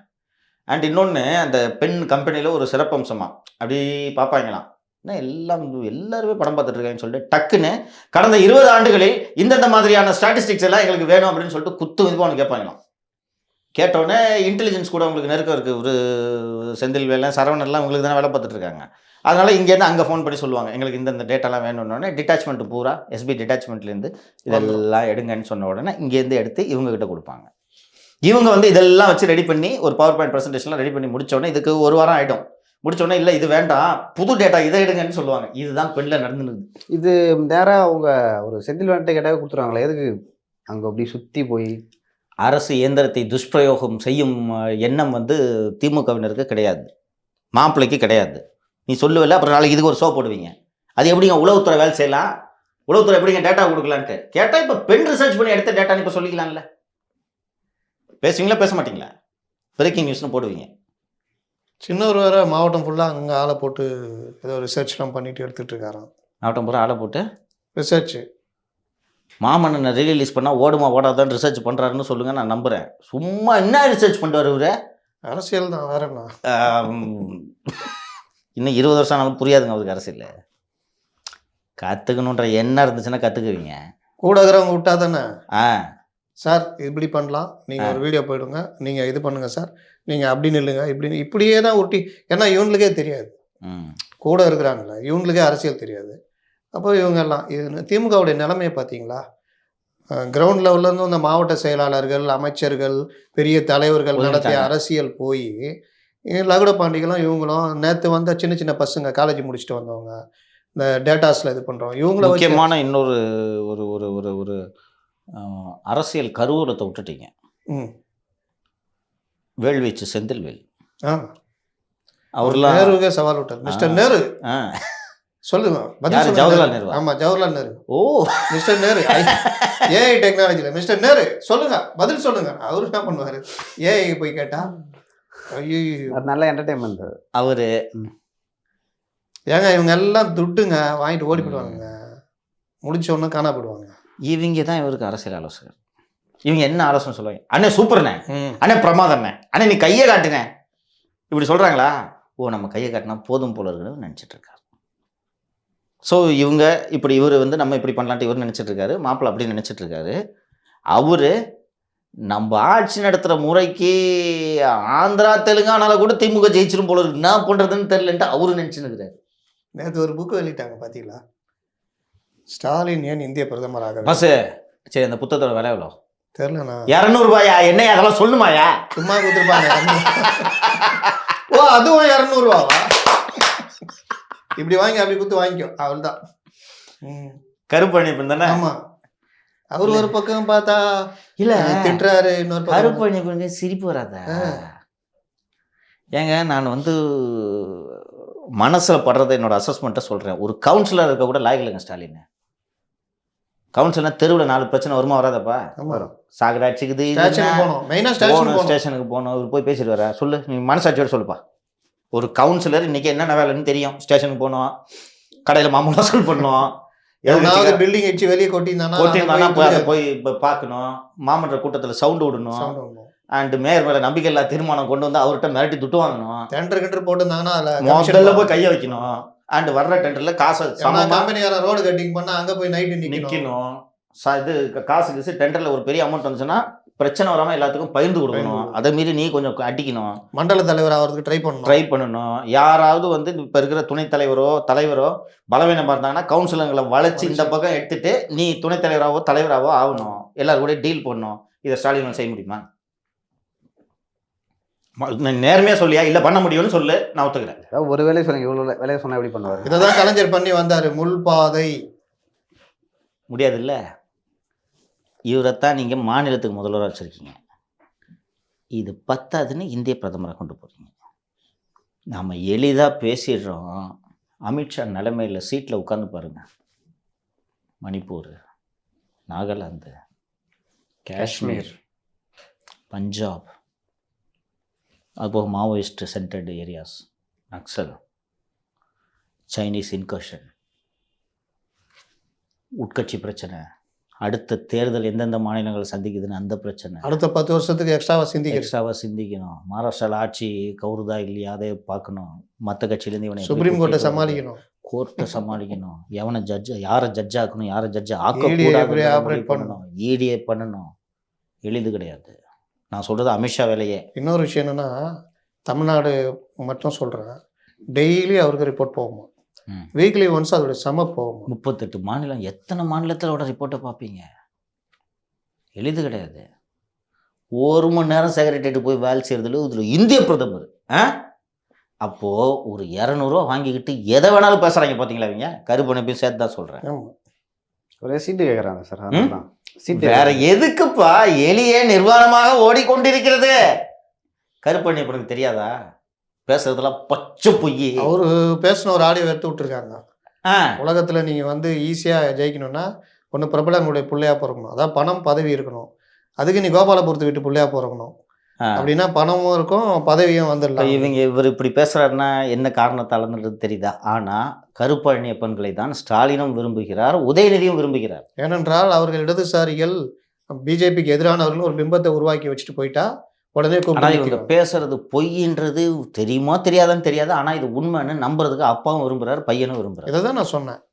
ஒரு கட்சி அந்த பேஸு, மாவட்ட செயலாளர், கட்சி நிர்வாகிகள், மற்றவங்களோட தேர்தல் இந்த மாதிரி சந்திக்கிறதுன்றதை விட்டுட்டு இந்த மாதிரி ஆட்களை எல்லாத்தையும் கூட வச்சுக்கிட்டு அவங்க சொல்றதெல்லாம் நம்பிக்கிட்டு போயிட்டு இருக்கு. கட்சியில் நியாயமாக பேசினா தலைவரே 20 சீட்டு தேர்வோன்னு பாரு தலைவர்னு சொல்லிடுவோம். கரெக்டா? அதை அப்பா பையன் 2 பேரும் விரும்புறதில்ல. கருப்பை ஏங்க நீங்கள் இந்திய பிரதமர் ஆகணும்னு நான் பேசிக்கிறேன், நீங்கள் என்னங்க வெறும் இந்த 40 தொகுதியை பற்றி பேசிட்டு டயத்தை வேஸ்ட் பண்ணிட்டு இருக்கீங்க. நீங்கள் எப்படி நீங்கள் உங்களோட அந்த இதில் வந்து எல்லா கட்சிகளும் சேர்ந்து எங்களுக்கு பொது வேட்பாளர், பிரதமர் வேட்பாளராக ஸ்டாலின் தான் வேணும்னு ஒத்த காலில் நிற்கிறாங்க. ஏற்கனவே ஃபரூக் அப்துல்லா சொல்லிட்டு இருந்தார், பாருங்க இப்போ அகிலேஷ் கூட பேசிகிட்டு இருக்காரு அப்படின்னு. அப்படியா? இதைத்தான் விரும்புகிறாங்க. நல்லா இருக்கு இன்னைக்கு கேட்குறதுக்கு. என்ன ஆகும்? கட்சி தோதுரா ஒருத்தர் இருக்க மாட்டாங்க, எல்லாம் நடக்க போகுதுன்ற. இது நடக்க போது முழிச்சுக்குங்கன்னு சொன்னால் முழிக்கிறதுக்கு யாருக்கும் ரெடியாக. 96 ஜெயலலிதாவுக்கு நடந்தது தெரியுமா? அப்படி தூக்கி நிறுத்தி இருந்த கண்ணப்பன் தான் முதல்ல ஓடினார், ராஜகண்ணப்பன். ஜெயலலிதாவோட கேரக்டரே அப்போ தான் மாறிச்சுனாங்க. புரிஞ்சது, அவங்களுக்கு உலகம் புரிஞ்சது. 91 to 96 ஜாலியாக இருக்குமா? எது சொன்னாலும் ஃபோன் பண்ணி அமைச்சர்கிட்ட கேட்டு எங்கே இருக்கீங்க, செல்லுக்கடை பற்றி நான் அம்மா புழு வாங்கலாம். அப்போல்லாம் மேடம் சொல்லுவாங்கன்னு நினைக்கிறேன், அம்மாலாம் பின்னாடி தான் இருந்துச்சு. இந்த மேடம் இங்கே இருக்காங்க இருக்கான்னு சொன்னேன். லீவ் நாள் போய் ஜாலியாக இருங்க, போங்க, ஆஃபீஸர்ஸ் பார்த்துக்குவாங்க. இப்படி பேசணும் ஜெயலலிதா. 90 அவங்க அரெஸ்ட் ஆனவுடனே பட்டுன்னு எல்லாம் போகிறாங்க. அதுக்கப்புறம் தான் ஜெயலலிதா கூப்பிட்டு காலில் விட எல்லாரையும் சேர்த்துக்கிறேன் காலில் உள்ள. நான் சொல்கிறது நீ கேளு போ. ராஜகண்ணப்பன் ஸ்டில்லே அமிச்சாங்க வெளியே, காலில் விடுற மாதிரி ஸ்டில். ஃபஸ்ட்டு கேகேஎஸ் சார் குடும்பத்தோட ஹிந்துவில் வர வச்சாங்களா அந்த ஃபோட்டோவை. அதுக்கு ஷீட் சேஞ்ச்டு, இதுதான் உலகம் அப்படின்னு தெரிஞ்சுக்கிட்டு இந்த உலகத்தை நான் எப்படி நடத்துகிறேன்னு பாருங்க. நான் வைக்கிறது தான் சார். யாரையும் நம்பல. ஒத்தங்க செக்ரட்டரி ஒன்றையே இன்ட்டை விட்டு செக்ரட்டரி விட்டு செக்ரட்டரி ஒன்று விசாரிக்கணும். சசிகலா என்ன பண்ணுறாங்கன்றதை இன்ட்டு ரிப்போர்ட் கொடுக்கணும். இன்ட்டு ஒழுங்காக வேலை செய்கிறாங்களான்னு சீஃப் செக்ரட்டரி விசாரிச்சு சொல்லணும். சீஃப் செக்ரட்டரி என்ன பண்ணுறாருன்னு இன்ட்டு ரிப்போர்ட் கொடுக்கணும். இதுதான் அட்மினிஸ்ட்ரேஷன். இதை பண்ணணும். இதை கற்றுக்கிட்டாங்க. சிங்க மாதிரியே வாழ்ந்துட்டு தான் போச்சு அந்த அம்மா இல்லையா? இன்னும் குறை சொல்ல முடியாது. இன்னொன்று எல்லார் அபிப்பிராயத்தையும் கேட்டுக்கிட்டு இருப்பாங்க. இதான் சொல்கிறீங்க, அது என்ன சொல்கிறீங்க, இது என்ன சொல்கிறீங்க. வீட்டுக்கு வேலை செய்து வராங்கல்ல, லோக்கலில் ஏதாவது சின்ன மராமத்து வேலையை, இந்த அம்மாவே மதியம் லஞ்சு போட்டு என்ன பேசுகிறாங்க சொல்லுங்கம்மா, உங்களுக்கு என்ன வேணும்னு கேட்பாங்க. என்ன வேணும்னு கேட்பாங்க. காசு கொடுத்து அனுப்போம். ஒரு மூத்த அமைச்சர் சொன்னார், அம்மாவை சாதமாக நினச்சிடாதீங்க சார், பேசுவாங்க சார் உங்கள்கிட்ட சாப்பாடு போட்டுக்கிட்டு. நாங்களாம் ஏன் பயந்துட்டு இருந்தோம்னு நினைக்கிறீங்க. அண்டு அப்படி செல்ல கணபதிகிட்ட ஃபோன் பண்ணி ஏன் இங்கே இருக்கீங்க, லீவில் போங்கன்னு சொன்ன ஜெயலலிதா, அதுக்கப்புறம் அதே அமைச்சர் சொன்னது, சார் டெய்லியும் காலைல எந்திரிச்சோடனே கார்டை பார்ப்பேன். கார்டு இருந்தாருன்னா நான் மந்திரி, இல்லை எந்திரி, இல்லைன்னா எந்திரி. சேஞ்சு தெரியுதா? இது ரெண்டுக்கும் நடுவில் ஒரு மிடில் பாத்தை எடுத்து ரொம்ப அழகாக ஆட்சி செய்ய முடியும். எடப்பாடிலாம் அப்படி தான் பண்ணிட்டு இருந்தான்னு நினைக்கிறேன். கட்டுப்பாட்டிலையும் வச்சிருந்துருப்பார், ஓவராகவும் ஆட விட மாட்டார். அதே நேரத்தில் கட்சி இருந்த நிலைமை வேற சார்.